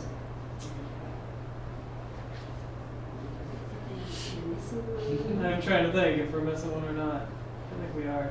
St. Peter is not in southeast. It all depends where they define southeast. Yeah. Yeah, Goodhue and Plainview are to be determined yet, because they're doing that point source assessment there. But I don't believe they've tested over 8. They've only tested over 5.4, so they'd only be considered a level 1. So we wouldn't be forming local advisory teams in those yet. So I got a That's question. more just education outreach if we have time. What happens, Don, let's just say these things get going and there's some sort of, you know, the BMP is nothing, let's just say we avoid regulation, or maybe we get to regulation, okay? What happens if it goes the other way and things improve? Do the regulations, is the intention to have regulations drop? Is the Yes, intention yes, to- if it statistically decreases, you could move down a level. Are they, but here's my fear.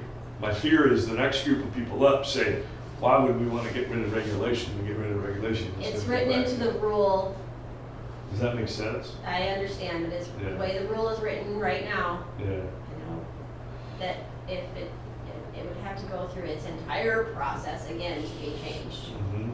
not our intentions. Right, no, I know it's never intentions, but it isn't necessarily what happened. I know. I'm not against this, we have to answer these questions in the public when they get brought up. And we don't always know, you know, these are the things that we hear are, it's just one step closer to regulation. I Just hear one that step closer. every day. Yeah, right. Right. But from your position working with the state, where it can be mandated, lawed, whatever, versus our position as people, I mean, I run a bag business, right, and here I sit on these boards, and people know what we do, you know? Sit on the board, I worry about the board, I worry about this board, I worry about that board, and the perception of the boards, or perception of the businesses, and say, okay, even the ag retailers getting involved, saying, are we part of this regulation? Are we, you know, there's a real stigma when you take it out of the state's hands and flip it over to how an ag retailer looks at it and how they have to interact with the farming community. And that was a nice semi. Whose was that? Oh, yours? Yeah, I thought it said close to me. Yours. Burnout. Oh, is that what it said? I thought I saw it right. Yeah. So. The rig. Okay. So anyway, that's one of the issues, and it's a real issue because sitting on these boards for how long have I been on? I don't even know, whatever long. People come at you with those questions, you know, and hey, are you part of this? And I keep screaming, no, I want to educate the retailers and you guys so that this doesn't become law, so it doesn't become mandated. We need to all do something. So that's my fear, and I want you guys to know it. And this isn't just in southeast Minnesota, this is everywhere. We get all over the place, and it's the same thing coming. And so it's to try to get the state employees that, I realize they farm and do these, their debt, but there's an interaction into the community that comes back with, it's a different feel when you're on the other side. So.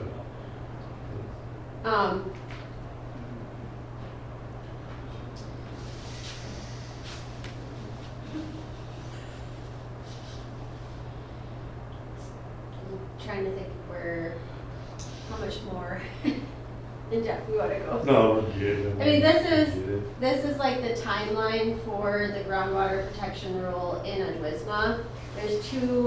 There are two tracks, if you wanna call it that. There's that gray dashed line in the middle. Above that is the water quality evaluation track, and that track, they're looking at the public well data, and they can't make an initial water quality evaluation of that public well any sooner than 3 years, or the initial water quality evaluation will only occur after no fewer than 3 growing seasons of the initial level determination, which were made in January 2020, or the lag time, whichever is longer, following the commissioner's initial mitigation level designation, so that these Adwismas were designated a level 2 in January 2020. The thing down here, the lag time is what, we have to figure out, and this is not going to be a quick process. And a lot of thought, a lot of communication between Department of Health and anybody else who's working on, like, and then the other timeline is this Bmp adoption, which is heavily involved with these local advisory teams. So this Bmp list is developed by the local advisory team with input from the local advisory team. We put together this Bmp list. The growers and farmers in the Adwisma get 3 growing seasons to adopt the BMPs. So that's you're looking at 3 years.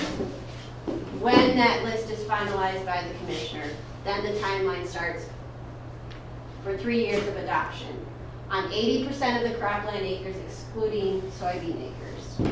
And then they'll Doesn't exclude alfalfa? No. Then there'll be a evaluation of the BMP adoption after that time period to determine if 80% of the acres are adopting the BMPs. And So the really reality is when you work with farmers, majority of the time, people are adopting a lot of the BMPs already. Yeah. Like I said, as farming becomes more targeted, we see actually a lot of conventional farmers looking at organic practice. Built hundreds of organic farms transition to organic.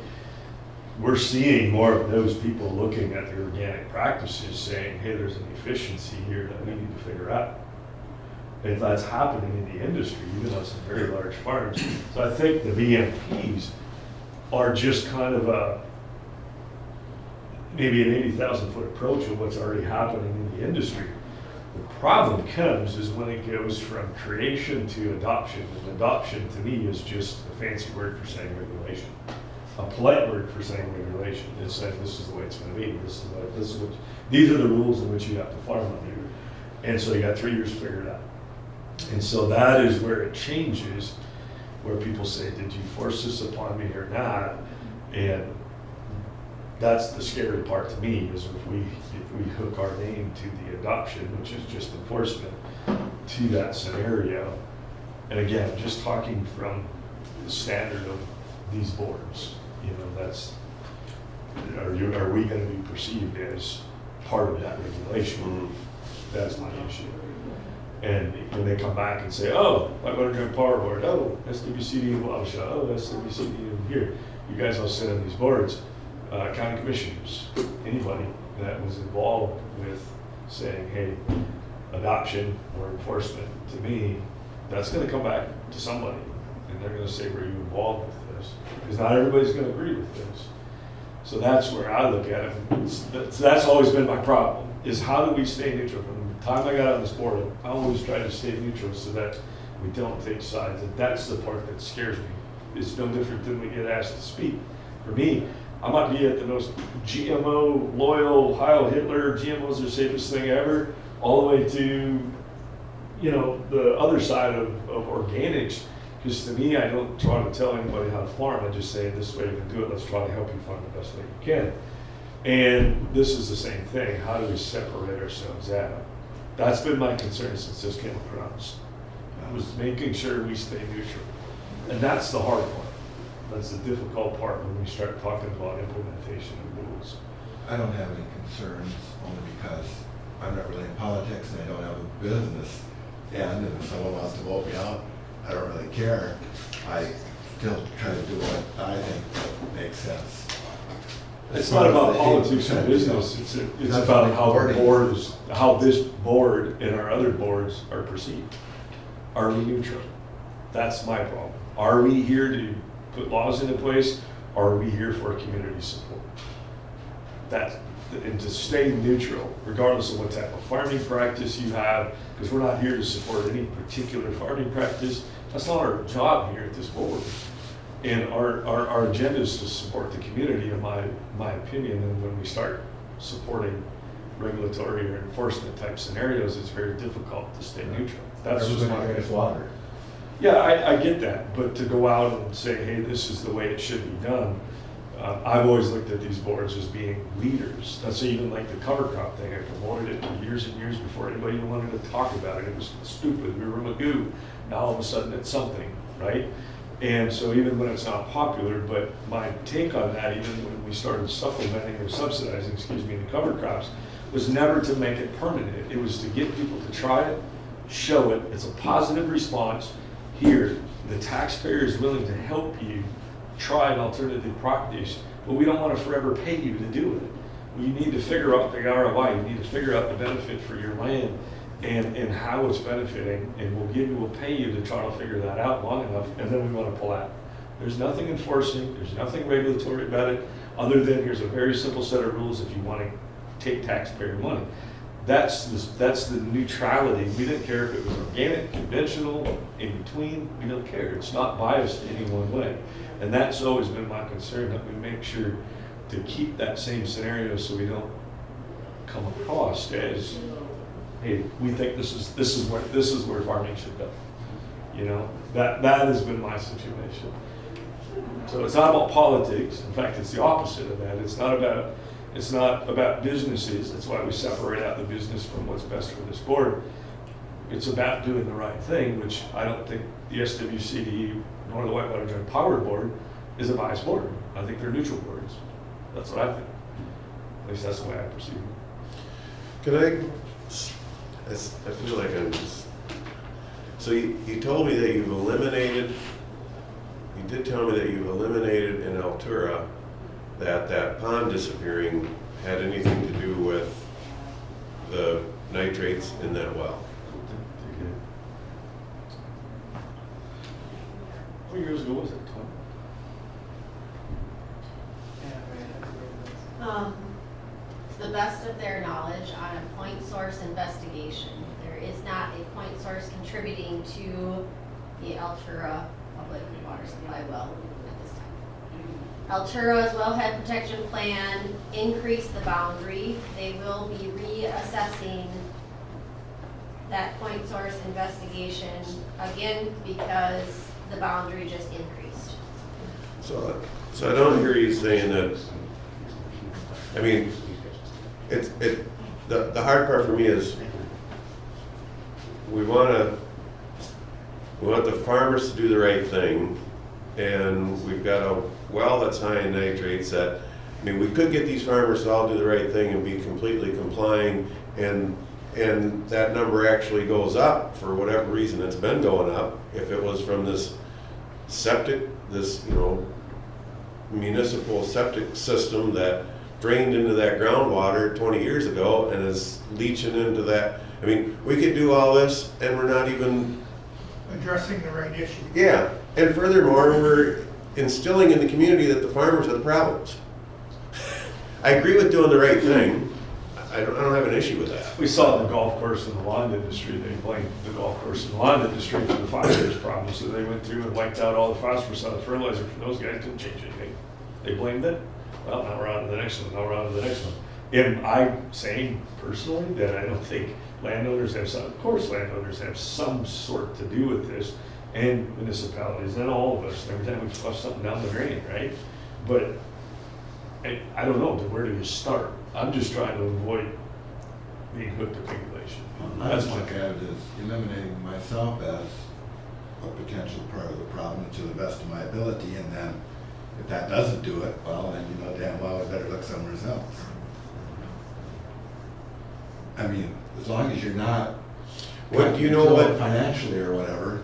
But Have you done that? see, the next person will argue that. Have you done a study They don't care if you on make money, don't hurt. what them. percentage of that property in that Adwisma You gotta make. has implemented best management practices already? Do you know what the number's at? Not there. We do That's the not, process. that would be part of this process. There would be Because we would try, there's like a dealership survey we can do individual farm surveys, and we can try to figure out what practices are already being implemented. That can be part of this process. We haven't started that yet because we haven't started working in that area yet. I did start working in Altura prior to this being established because it's part of my job just to work with these farmers. But Altura is on hold until that new wellhead protection area stuff is figured out. We had one LAT meeting already because it was only 2 farmers and 1 crop advisor in that small little tiny Adwisma. And that was, which Adwisma? Altura. Altura? Yeah. You had a meeting. Yep. Can you tell me who the people were that were involved? Nope. I cannot. Right now. Doesn't seem very transparent of government. I mean, I expect every email and everything that I have any part of to be, I don't know. Okay. And Doesn't lend credibility to the process.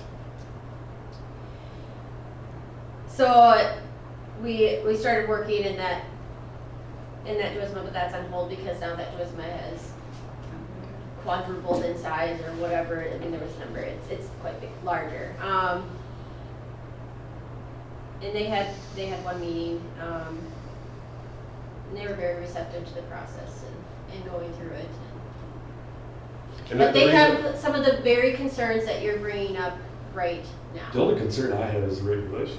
Yeah, everybody's concerned about Yeah, regulation. and I just see it as the first step towards it, and if this thing backlashes and comes back against us, The reality about regulation right now is the rule is in place. It is there. There's nothing we can do about it. yeah, I'm not, that's what concerns me, is to try to keep, if we weren't important, nobody would be coming asking for us for our help. But the reality is, we have a long-established relationship with people in our communities, and my fear is that the government is using it as a stronghold to try to say, here, look, see your local people that are good, here you go. And the reason I asked if you knew what percentage was already in compliance with the best management practices, because I look around my neighborhood and I can't think of one farm that's not implementing pretty much all the practices that I can think of. I mean, Well, that's what Don alluded to. Most people are already doing it. The crossover is when it becomes regulation. That's where the crossover is. So this is super cool that we're still getting involved in trying to help these guys. I just wish they'd just throw the regulation side out, say this cannot be mandated. This is only BMPs. And that's where it makes it so much easier for our local advisory boards, retailers, everybody to get involved, because there's no backlash to them. There's nothing like, so the wrong people usually show up to the meetings. It isn't the people that should show up. I've seen that over and over and over. And it's usually the people that are on board that have the least to lose. And it should be some other people, but I don't know how you're ever gonna fix that. But that's the real reason, and that's, We've seen it. I mean, we've had discussions about this, all of us have had discussions about this whole scenario. So, what's up? So if you've already set up one local advisory team, what do you need us for? You're doing this without us. Or what are you asking from us? We're asking to have help with that, with the relationship with the local community. You know, you guys, you do have that neutral perspective, and keeping it in that neutral perspective and keeping things voluntarily. We're going to be the face of it. MDA is the face of it. We're not asking you to be anything to do with regulation, you know, keeping that separate. But having that working relationship at a local level with the farmers, because the goal is to bring these farmers in, work at that local level with those farmers, having those farmers, you know, come up with the BMP list and the things that are gonna work in that local area, you know, exchange those ideas and effective practices that they think are going to work, and apply insights from the farmers and the agronomists in that local area to help fix the problem. If you look at nitrogen fertilizer as a whole, and how much nitrogen fertilizer is applied across the state of Minnesota, and the land capacity there, and the sales, and the hydrology of water infiltrating in the ground and getting to our groundwater is the infiltration. That's where most of our groundwater comes from. It's not necessarily a direct contribution from a sinkhole. It's everything that happens on the land surface going down into the groundwater. So I think we can, if you look at it as a whole, there's a lot of agriculture and farming practices that go across the state of Minnesota that are contributing to groundwater, right? Groundwater there are high nitrates in the groundwater currently. What the age of that groundwater is and how long it's gonna take for the practices that happen on the land today to affect the change in the water quality, we don't have that answer yet, and that is something we're working on, and that's part of this process, and that has to be figured out too. So Question, just curiously. Yep. When do you think the first tests were ever done that could test for nitrate in Minnesota in any wells or whatever? There are some age sourcing and data tracing. They're trying to figure that out, and part of that is. Is there any naturally occurring nitrate in water, or is it all human youth fields? There is naturally occurring nitrate in the nitrogen cycle. That is part of it. There's never going to be zero in the ground. That is never going to be possible. Correct. But that is part of the process. But the reality is nitrates are increasing in the groundwater, and no, we aren't going to be able to fix it overnight or in 5 years or 10 years. Some of the stuff we do now, we probably won't see changes in the groundwater for decades. But we got to figure that out, and that's written into the process of the rule, or the lag time, whichever is longer. You know, that is there, and there's a lot of work going into that to try to figure that answer out, and that is going to take time.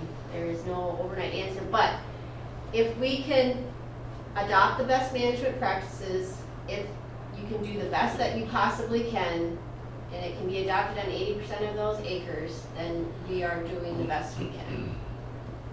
In hopes that in future generations, you know, we'll start to see things improve and things improve in the groundwater. And the goal is to keep this voluntary through the adoption of these BMPs. And it's MDA's job to be the regulatory portion if it were to get there. It is not your job. But isn't that, so Donna, and I'm not even gonna argue this, but isn't that contradictive to say it's voluntary adoption with enforcement? I hear where it is our job to hopefully do this. That's where it goes wrong for us. Yes. It goes wrong for us right there. I know. When we help create something that needs to be enforced. We saw it with the buffer law and the backlash of the people calling and yelling and threatening us, and, you know, it becomes, that's where the upper hand turns to the smaller stuff and says, we're not gonna make you do it, but help us get there, right? So how And does the board maybe want to proceed with this? Because either, you know, you can work with us to form these local advisory teams, or we're gonna have to form them anyway and try to figure this out. Well, that's what it Bring boils down everybody in. to. It's almost like you gotta get on the ship if you want something to do with it, but then say, hey, this is happening, whether we have something to do with it. This is what it boils down to, and this is why we spent a lot of time on that grant deal, getting the verbiage right, because it is a big thing that we have to deal with. We And get the backlash. And I expressed it very clearly up the chain that you guys did not want to be a part of the regulatory process and wanted that verbiage taken out. And the concerns that you're telling me now, I was very clear.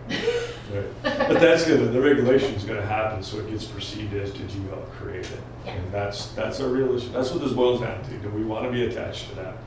And so, but yet it's a catch-22, and this is where, you know, when the state starts doing things, whether you like it or not, you gotta choose. Do you help get on board and say, well, this is gonna happen. This is what we've been saying for years, what I've been saying for years. This is coming. It's here. It's in Winona County today. There will be regulations as to how we can farm. And this is statewide. and this, right, but I mean, I'm just saying, I said in Winona County. So, you know, so it's here. And so now what? Do we get involved with it? Do you help create it? Do you help try to modify it? Is it no right now, or is it a rock wall? In my opinion, I think we need to get involved, because it's gonna happen regardless. And verbally, we can say, hey, this is coming down the pipeline. We wanna make sure we got our hand in it, to make sure that we can try to steer this thing in the right direction. And we even changed the verbiage for the grants and everything else to make sure that we were part of this. But just like the buffer law, the backlash we saw out of the buffer law, and how we're perceived, and then we gotta go back to the taxpayer and say, hey, give us a little bit of money, your money, to help be a pain in your ass, basically. You know, that's hard to do. So in my opinion, I think we've stressed what we need to stress, we've done what we need to do, but if we don't get involved with it, I just think we have to, and just to try to help mitigate it. So, anybody got any thoughts? The point I was gonna bring up, the fact that, you know, MDA did approve it with the verbiage change that we worked on, shows a little willingness for MDA to work with, to take on the regulatory, remove the regulatory more from. It just keeps us from physically doing it to helping promote the regulatory, you know, and But that's where it gets to be. It was never MDA's intentions to ever have the project partner be an enforcer, and so I'm very thankful that you guys pointed out that wording. You know, I think that was very good on your part to voice that. So, because it's not the project partners to be the enforcer. It's always MDA's job to be the enforcer, and maybe other project partners are going to have the same question going forward. So hopefully, you know, you help change that for other ones going forward. But it's always MDA's job to be the enforcement unit. What do you think, Steve? Yeah, I think we kind of made a commitment last meeting that if that language was changed, that's really what we voted on. It would be a little more palatable. Yeah.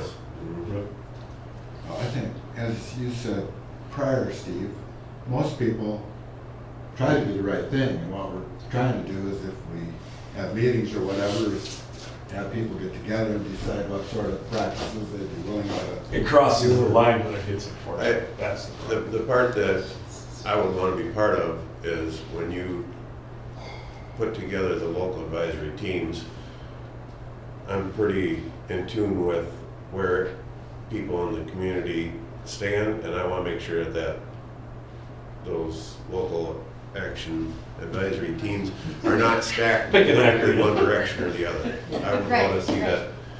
And Maybe, because I know this isn't about politics, but it is. But it is to a certain extent. Yes, I totally understand. It is my goal to have these teams be the best representation of the land use in that Adwisma, okay? I want it to be a very well-rounded, represented team to come up with the best management practices list for that area. So to me, that's every farmer that farms in that Adwisma, right? And I think If the that- teams get too big, then it's hard to have a meeting.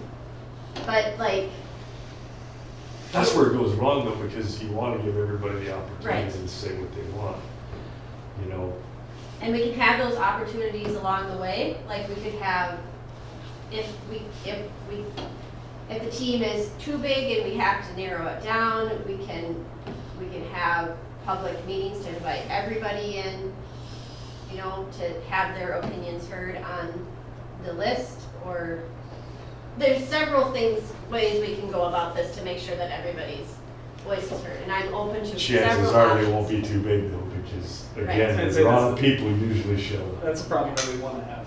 Yeah, So, it's a good problem. Yeah. my estimate is like Altura might be, what, 10 people?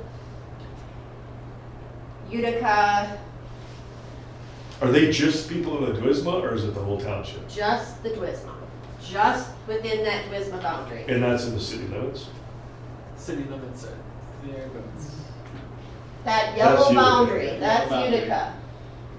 That's Utica, I was talking Altura. Yep, but this is the only map I have in my Yeah. presentation, so. Well, yeah, but I mean, we know that was the Utica one. Yep, But so that's not it's for gonna be Altura, is it? just the farmers, we'll just use Utica as an Yeah. example, it's the only map I have right now Yeah. on my presentation. So if you farm within this boundary, you're gonna be asked to participate on the local advisory team. And they're the only Because ones? this is, within this boundary is the only place that regulation can happen. There, that was my question. Okay. So Anything like, outside this boundary is not regulated. That is the rule. I mean, we look at Altura and their Adwisma, I'm just guessing it's the city limits and outside to a certain extent.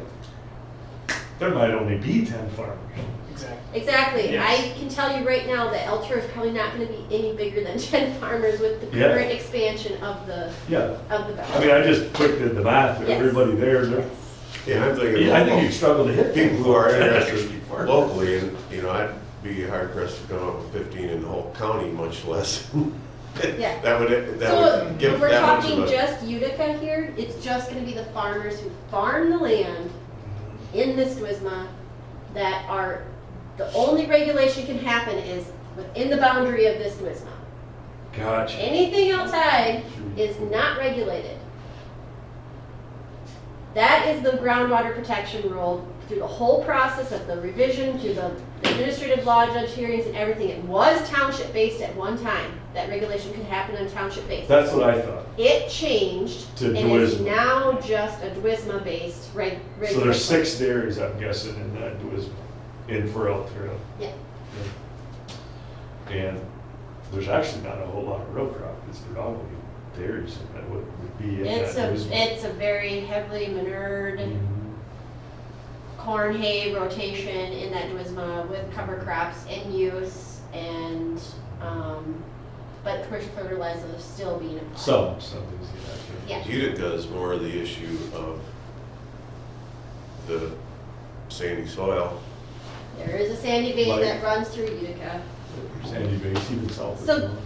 Just to take a step back of what's kind of, what we've been doing over the years as working, even So when I I- was with the SWCD before I came to the Department of Ag, Yeah. we've had several on-farm trials in these local areas to help look at best management practices and all the good things that farmers are doing. We have a lot of local data that we can bring into these meetings and into these conversations to help come up with, you know, What specifically is the difference in the regulation from the outside to the inside? What stricter regulation are you talking about exactly? so the groundwater protection rule can only regulate within the Adwisma boundary. There are no regulations outside. What can be And it- regulated, Yeah, yeah. That is where I went wrong. I thought this was township based. nope, it is Adwisma based. This whole time in my head, it was, But because you put it on I'm as with you, it's not townships, and I'm thinking township. what can be regulated, so if you're not following the list of BMPs, That would be part of the regulation. that have yet to be developed. Right. And that list of BMPs has. What's the come- authority today with the ground, you said the groundwater? Part one of the protection? groundwater protection rule today is in place, so no fall application of nitrogen fertilizer on vulnerable soils or within these WISMAs. So anything purple on that map, Up to 40 units on map of that. yeah. Yeah, that makes sense. That, part one of the groundwater protection rule is in place That was right our- now, yeah. statewide. That was actually last year, wasn't 2020. 2020. Yes, and last year that went into play. Yeah, so I'm Part two I'm of- aware of all that, so I'm just wondering what, what's the stricter standard here within that Adwisma? So a big thing that could come into play is rate of nitrogen fertilizer. How much? Yeah. How much you can put on. Which is gonna get difficult because But that is a big discussion. it is a huge discussion because it's gonna be, following what, under what timing, what is it? It's gonna be very, very difficult. And the fear is gonna be that we're gonna put a landowner at a disadvantage to be able to, because if they regulate the rate and he says, well, I took a 30 bushel loss, that's my profit, are my taxes gonna go down? There are Who's things paying, in place. these are the questions that are coming up. There are things in place that the farmer can do. Yeah, If he can prove that his nitrogen use efficiency is needed at that higher rate, there's things that are being worked on to help combat that. If he has a really high NUE at that rate and his crops are utilizing that nitrogen and it's not getting, he's got a higher NUE than somebody else at a lower rate, and if you can prove that, there are things in place in this process that help combat those issues. And the reason that a lot of those things are in place is because groups like this are asking questions, and then we're bringing it up. So please keep And asking. all those comments through that rulemaking process. Yes. So, it's not, but that is a huge discussion. But so you're saying the rule's already in place, Yes. rules set first step. and Part of the I've understood process- the not applying nitrogen in the fall, and I've talked with Farm Bureau and Farm Bureau president, and that's really kind of a non-issue to Winona County. Yep. We've got a few guys down in the St. Charles area that. Anhydrous is Yeah. still commonly put on in the fall because it's a conversion factor. Yeah, so it's fairly but by and large, I don't have a huge section of my constituency that wants to be able, but once they realize their loss, that they're putting it out there too soon and the potential of it not getting to the crop, I'm hearing more people like, let's just wait till the last minute to put it on, not try to put it on. And so I haven't heard any. Part one of the Backlash. groundwater protection rule is not a huge issue down here because it's been a best. Western practice Minnesota is a for bit years. different. Iowa is different. Yeah. Yeah. A lot of Illinois and put a lot of fall in. It's part two where we're working in these local Adwismas that is what we're asking, for project partners, help with the farmers. Come up So, with that best list possible of the farmers in the Adwisma. yeah, so we look at this, Steve, theoretically and say, this is the progression that I've talked about, is what started off as, we just know that fall, whatever application that is no good, so let's just make it a rule. Well, now, we're gonna regulate a little bit of handling, but that's the best rate, let's make that a rule, and then it goes to the next rule. But you're just trying to fully understand things. You are asking us to help develop regulations within those. That list of BMPs. I'm trying to look for my Yeah. answer. It is gonna be But enforced. list of BMPs, but you're also saying that we might institute regulations on how much nitrogen can be applied. And if you want to do that, you do that on your own. I don't want to be part of that. That's what I was getting at, is as soon as it crosses over to enforcement, whether we're part of the enforcement or not, we help create it to get it to enforcement, and that can be a problem. Now, it's a little more palatable when it's only inside of Adwisma. I was thinking the map was township based, right? So just inside of Adwisma isn't so bad, but yet again, you look at the Yeah, people but who are affected by that and say, hey, we helped create a scenario that brought this to enforcement, whether we regulate it or not. That's where it gets sticky. The question, the way I understand it, Steve, is this going to happen whether we're part of it or not? So do we get involved to say, hey, let's try to at least set this up, set these BMPs up to make sure that these people can keep making a living and, you know, have a realistic outcome of what that, because it's the way it sounds, it's going to happen whether we want it to or not. So it's kind of like, if we take a stand to it, it ain't going to make any difference. So the only thing we can do as a neutral boards, and neutral boards being in 2 of our counties, I think, is to say, let's at least get involved to make sure that these practices are Reasonable. reasonable. I think that's a great point, and what I was thinking about just before you started there too, you know, we were talking about fall applied nitrogen, and it's pretty widely accepted. Except To not for do this it. fall with the prices maybe going up Here next year. it is. Yeah, here, Not so, other so places. everyone pretty much knows it. So if somebody was really outside the box and wanted to put on 200 pounds or something in the fall, well, that's hardly even a regulation. That's almost like you shouldn't drive drunk, and most everyone knows that's a good idea. But if somebody does, you gotta draw the line somewhere where if there was something egregious going on, certainly you should have some recompense in my mind. But maybe you disagree, that's fine. But, I mean, as long as the best management practices are within reason and sensible and make good agronomic sense and everything else, I don't think we really should be offending that many people. I mean, Fed water, fed them all, you know. In the back of my mind, I'm thinking if some of these practices are adopted within the Adwisma, some of the operations outside the Adwisma could glean some information and, you know, Exactly. maybe change some of That their is- practices as well. Yeah, it's like the cover crop thing. See, my neighbors do it, well, maybe I should try it.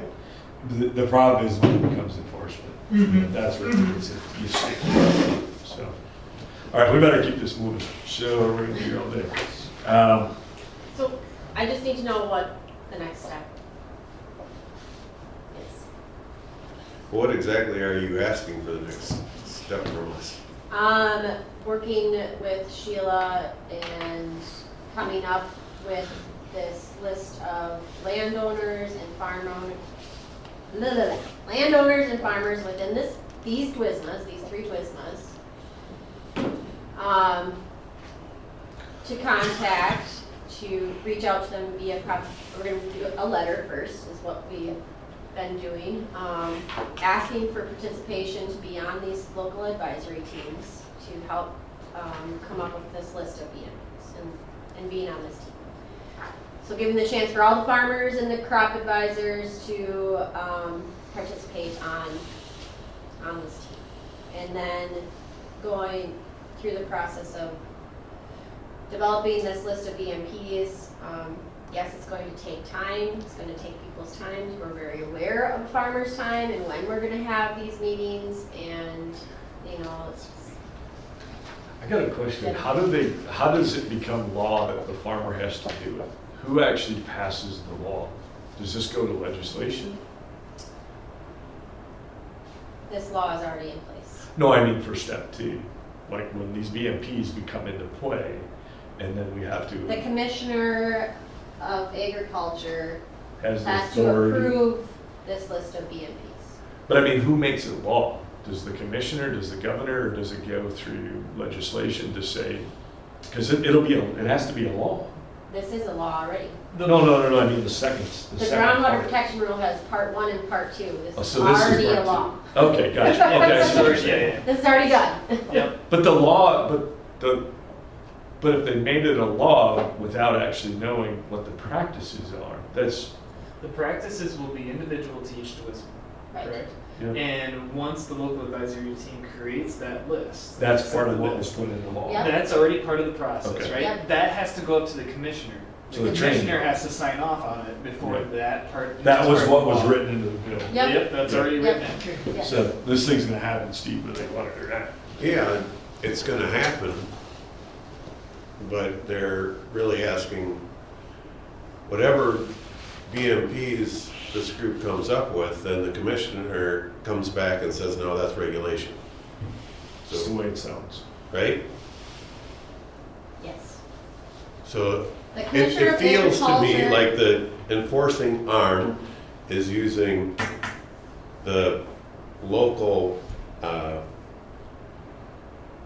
our community or our board to get the community to warm up to what they're gonna do. You know, here's these people you know and trust, and you're gonna all be part of this process. And the fact of the matter is there's no silver bullet in these best management practices. Josh, you know every one of them by heart. I'm sure I probably do. This is to, you know, I guess to try to bring the community into, you were part of developing it, but, so then I think ultimately we're gonna be looked at as the ones who developed the regulation that is then imposed on them. And then it'll start with Adwisma, and then it'll expand. If it's good for this Adwisma, it must be good for the That's entire what I'm talking township, about and then it'll be earlier. the entire county. Yeah. And I'm gonna probably be looked at as the one who brought those new regulations to the community, which is tough when you've run 3 elections with the slogan, "Stop the expansion of government." This seems very much like an expansion of government. So, Well, if If these this- LATs, Yeah. advisory teams or whatever, they work up their list of best management practices, can this state commissioner say, no, I don't like those, I have to impose, or I want to impose some other ones that appeal to me more? he could do that right now. Yeah. He could implement any of them he wanted to right now. He has that authority, right? Mhm. This is Okay, like, so I guess I really don't quite understand what the big objection here is in terms of, I mean, it starts sounding to me like you don't like these best management practices. No. That you're opposing them because you think that I'm some of your neighbor is gonna say, oh, I didn't wanna put in cover crops and it's all your fault. And I don't know, I guess, again, I haven't been on the board for 6 years or 10 years or 20 years or however long. And I don't farm, so it's not like I have a lot of people coming into me and saying, okay, I don't like the stuff that Soil and Water is doing. But I've lost my train of thought. Think of it this way, James, here's a really good way, you own the place you're at right now. Everybody around you decides that you need to paint your house pink. And if you don't paint your house pink, we're gonna fine you. Now, if they suggest that you should paint your house pink, that's one thing. When they enforce it, that's another thing. And that's where it goes wrong. We've got nothing against pink houses, we've got nothing against BMPs. But it's when somebody comes and says you have to do it, that's where this whole thing changes. That's all this is about. It's the difference between suggestion and enforcement. And that's where the line goes, because that takes us out of neutrality. The same reason why when Dailies came to us and asked us to give something to them as SWCD board, we said, hey guys, we can't, we're neutral. We can't take sides. We are here to help everybody. And so, you know, it's the neutrality. But Steve, what I just heard is that it changes the dynamics, because to me it's a catch-22 now. What happens if we don't get involved? Does that make sense? And to piggyback on that, Yeah. the majority are probably already implementing a lot of the BMPs. Well, it's a law already. So the reality of it is it kind of turns the narrative where somebody way above us already said this is going to happen regardless. And so now we have to take a defensive position to the county and say, or to to the people that we serve and say, hey, look, this happened against, whether we liked it or not, we're stepping in to make sure that at least we can help set this up. If a particular Adwisma comes up with the best practices they can now, and then it goes to the Commissioner of Agriculture, and he would say no, maybe there'd be some option to say, like we did with the contract here, well, tough luck, this is the best we can do in And our let's- area. Let's And- flip it, Steve.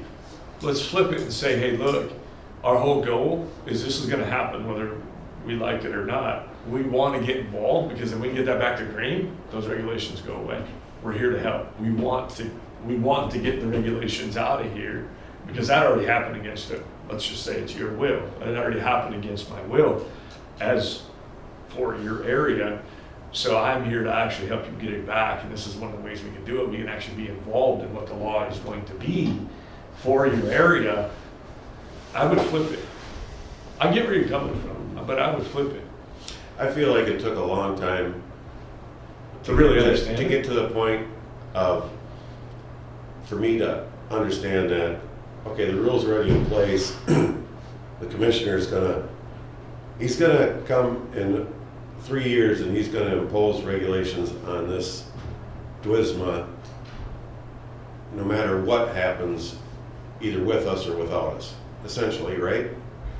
I just had that epiphany like I wanna hear 5 from minutes them. ago. I finally just realized this isn't, we're not Yeah, I preventing know, I feel like it took a long, it took regulations way already too here. long. It took way too I long to was get on the there. other I side. wanna hear their answer to that question. Yeah.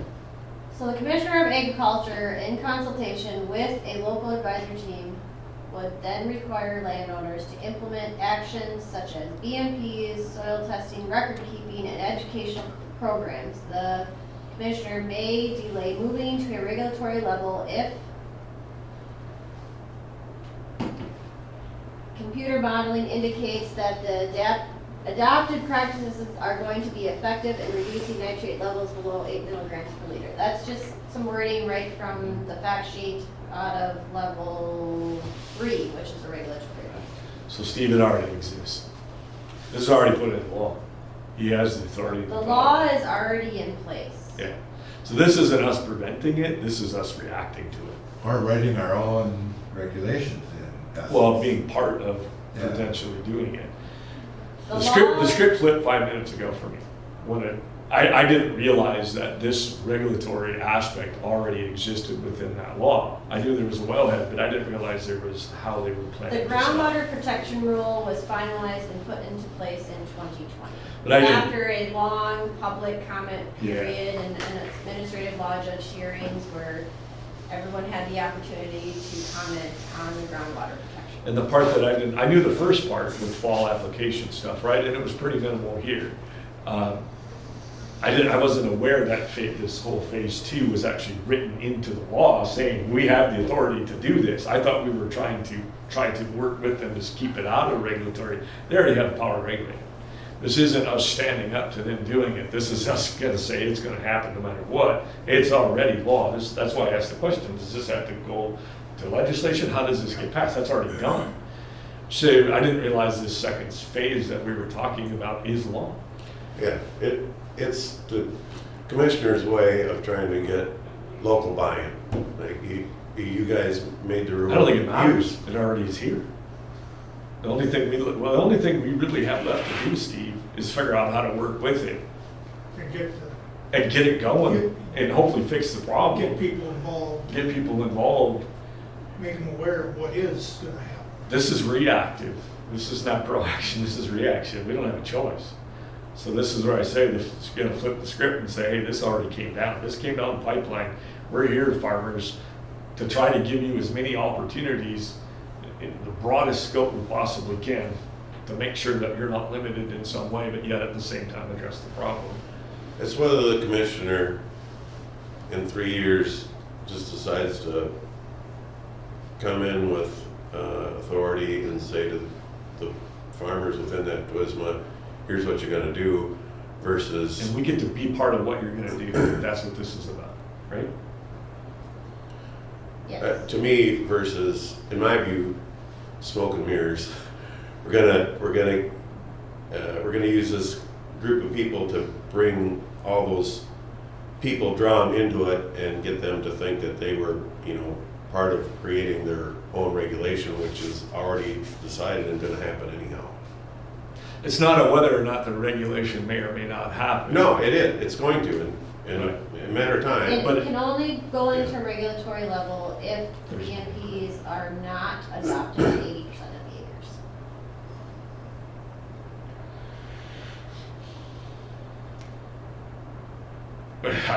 Steve, I just don't see it as any choice. It's already there. It's not, this isn't us saying, whether we either get involved to try to help your constituents and the people we serve, or we say, no, because we don't like how it went down the pipeline, we're not gonna do anything, and, you know, you're on your own. Good luck, right? But you will be regulated. What's that? But you will be regulated. But one way or the We're other, not if gonna things help. don't change or you don't adapt, then it's gonna go to regulation. I think from a constituent standpoint, because I know what you believe in, and I agree with that. I think you need to get involved. You need to stand up and explain to them what happened and say, because, I mean, we know these people, these are friends of mine that are gonna be affected by this, and they're gonna come to me, these are friends, these are people I've known for 20 years, and they're gonna come. And I can say names and people would know, and they're gonna say, what the heck's this all about, right? And, I mean, we're not too far off from where my own brother farms. And so what happens when that expands out? And he's gonna come to me and say, what the heck was that? You got something to do with that? We gotta answer these are people we know in our community, and the reality of it is it's already in place. So I think we need to get in front of these people and say, hey, you know, this is happening. So you better get involved with these groups to make sure you got a voice in it. And say, this isn't our doings to bring it here. This is our reaction to what already came in against, let's just say it's against your will. Do you see where I'm going with this? yeah, I guess the part that I'm seeing different is I see the commissioner using us as pawns to implement his agenda, which the community, in my view, will see me as being part of bringing these regulations to them rather than letting them operate on their own and do what they're gonna do and have myself divorced from the picture. I'm a farmer, Steve. Yeah, And you explain it to me that says, if you came to me and said, I have nothing to do with what's coming, but I have everything to do with how we can react to it, that's what I would want to hear. And you could do that in a day in Altura and hit every one of them and say, guys, this is what's coming. You need to get involved with this. I had nothing to do with this, but I had a choice. Either I could walk away from it and let you all do it on your own, or you have to understand this is what's happening in this area. I want to be part of this to make sure that I help you guys succeed. well, this group operates as a board, and you don't need to convince me. You know what I'm saying? Yeah, I mean, if it's a 4-to-1 vote, it's 4-to-1 vote to implementation on it. I don't need to convince you, or you don't need to convince me, or we don't need to argue all day long. I think you all have your thought processes, and I respect all that, and I don't have an issue with. There's funding that comes with it, Sheila, to support your position. I mean, Other funding opportunities come, it's a high priority, I think, statewide for funding opportunities to go towards best management practices and alternative management tools to help farmers adopt them on their land. So there could be more funding opportunities opening up for farmers to help adopt these practices in this as well. And priority areas are these Adwismas that have high nitrates. That's a statewide priority. That might have been brought up at the Soil and Water Convention too. I'm not sure. So Steve, my question is doing nothing, how, what, and I don't mean this, you and I see eye to eye on a lot of things, but how do you stop it? What's your plan to stop it to the people? but no, it's not. It's already going to happen. Right. And we know what all the best management So how does practices voting are. no help that? It's whether I'm a pawn to it, or whether it's whether it's using me or not. It's going to happen. They've already made that clear. Right. So the best thing that, and I'm not saying not to vote no, but just and hear me out, the best thing that we can do is be part of it to ensure that we can help the people in your areas do the best job they can under this whole scenario. So what we're saying is, hey, send us some of that money to help you get involved. And this is happening whether you like it or not. So we're taking a position of trying to be involved with it to safeguard you, landowner. And we want to be part of it. We don't agree with it necessarily, but it doesn't matter whether we agree with it or not. The only thing we can agree to are the policies that we may be able to help you put into place in these areas. It's not about being a pawn. You're going to be a pawn no matter what. Whether you do something or don't do something, it doesn't make a difference. So what I'm saying is we get involved. No. It does make a difference because people do, especially at election time, go back and say, this is how you voted on this issue. So, so my vote does matter. I'm not saying it doesn't matter. So I'm just not, I see a genuine attitude coming from both of you, and but you know, you're carrying out the will of the commissioner, and I think in general my constituency was, or the constituency that has supported me was not happy about the groundwater protection rule.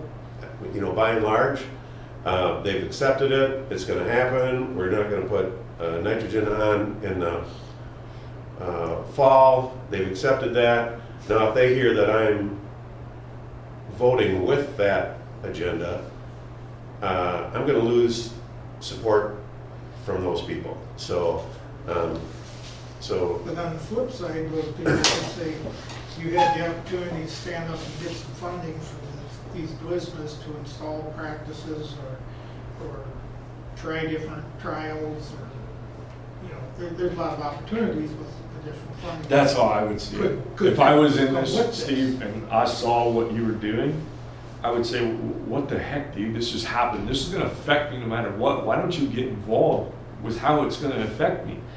I get that you didn't want it in the first place. Check the box, I get it. But dude, be a politician, help me out. Help us, yeah. It already happened. I get that you didn't want it. I mean, Steve, I'm being very honest. This is Josh talking.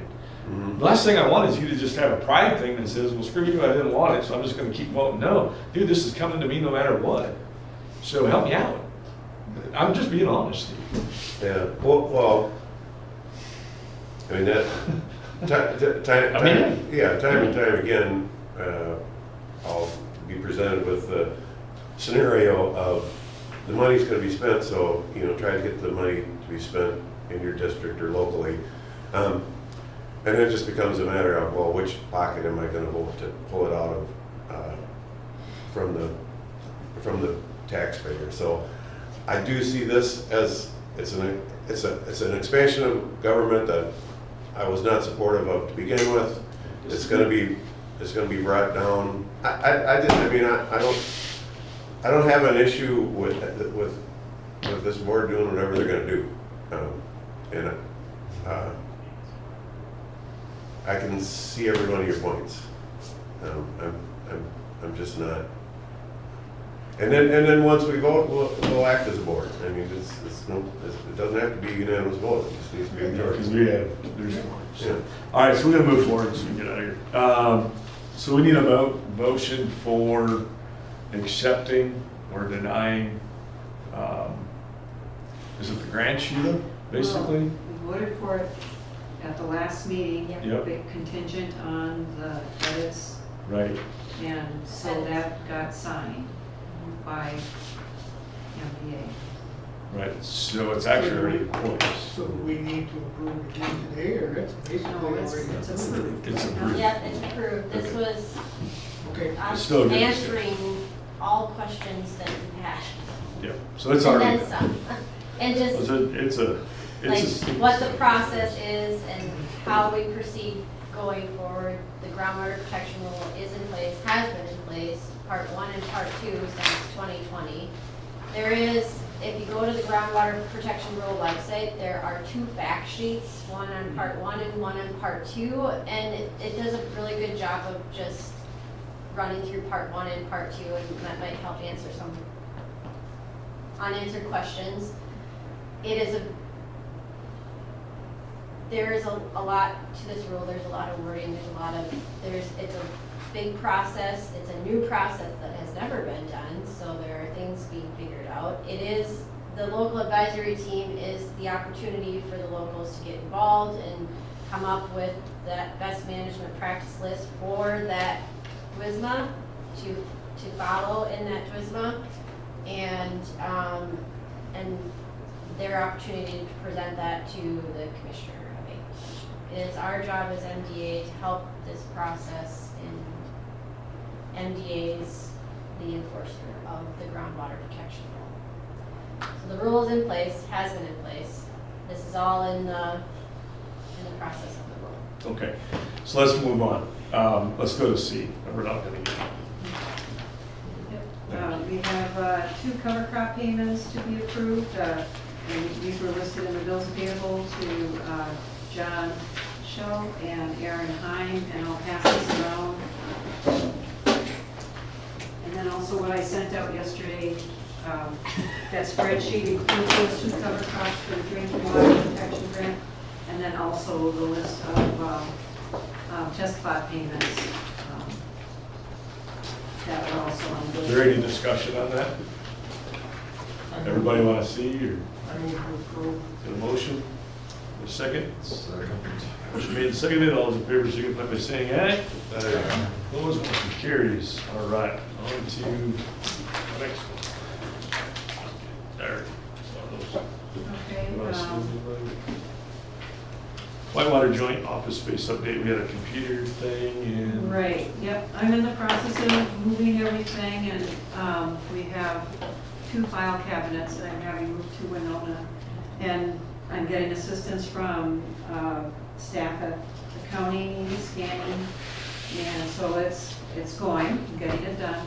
But the Question on that computer, the one you just got, is that better than the one down there, or how? We're talking about selling one of them or whatever, but I think they're comparable. And so the computer that is at the Whitewater is, we purchased it December of 2019, so I've had it used for 2 years. So we paid $640 for it, and so it's the computer and the monitor and the keyboard. So what does this board, not that we have to decide now, I just wanted to get some ideas on what the intentions would be for that computer. It doesn't make sense to put it in storage, it'll get outdated. My thought is, we could ask each of the SWCDs perhaps if they have a need for a computer, and I don't know what value would be. What I was researching online, one of the things that I came across as a rule of thumb is that in 2 years, the computer is worth 50% of the value. So if you buy, so 640, we were talking about $300, and say if somebody purchased that, then they would get 3 more years of good use out of it. But anyway, that was my thought. But I'm open to whatever this board decides that they would like me to do with the computer. I guess if it's being liquidated. Mhm. Yeah, however we can. I just pawn it, or see if anybody wants it. So just. And I just had in my head before you said anything, I'll be half what you paid for it. Right, yeah. So you'd like me to email the staff at the SWCs? I would say start there, and Okay. no takers, and just, I don't know, marketplace. Have you talked to Winona County IT about whether they, a lot of times we have, Because that's where we got it from to begin with. yeah, Yeah. I could certainly ask. see whether there's another home for it and whether we Okay. could, Okay, I can do that, and so I won't do, I'll just research and I won't do anything with it until the next meeting and report on what options we have. Sounds good. Okay. Anything else on that one? Nope. E, Whitewater accomplishments. I just included that in the packet of what we've been involved with in this past year. Finishing up this way, surface water assessment grant, and continuing with the drinking water protection grant, which is what we have the cover crops for. And the nitrogen reduction grant, we're pretty much done. I think we might have one more cover crop to follow up on to get paperwork for that. And then, of course, the big thing was the 319 non-point source reduction grant.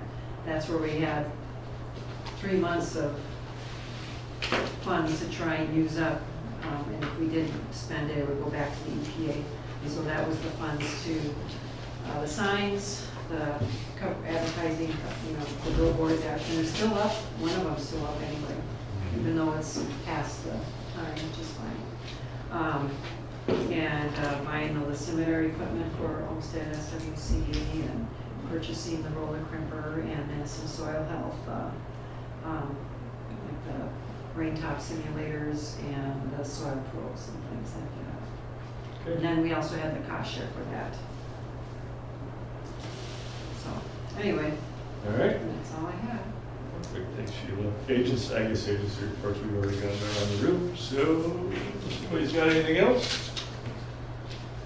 Motion to adjourn. So moved. Second. Motion made second, all those in favor signify by saying aye. Aye. Opposed, motion carried, he's adjourned. Okay. Next meeting, February 18th. Perfect.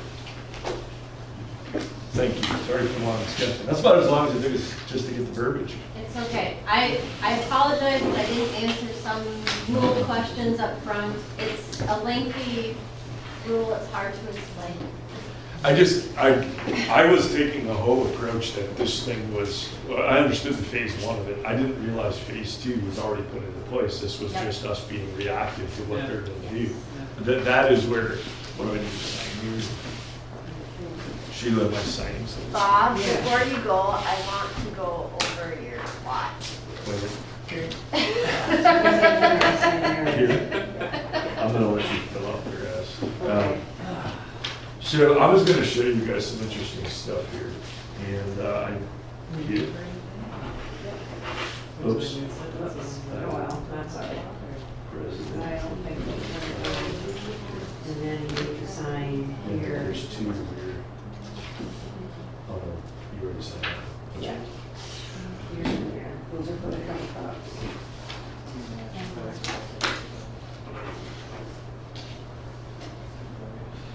So. Are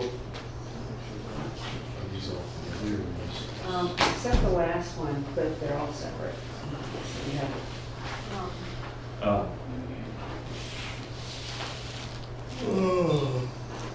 You might be interested in this too, Sheila. yeah, they probably would.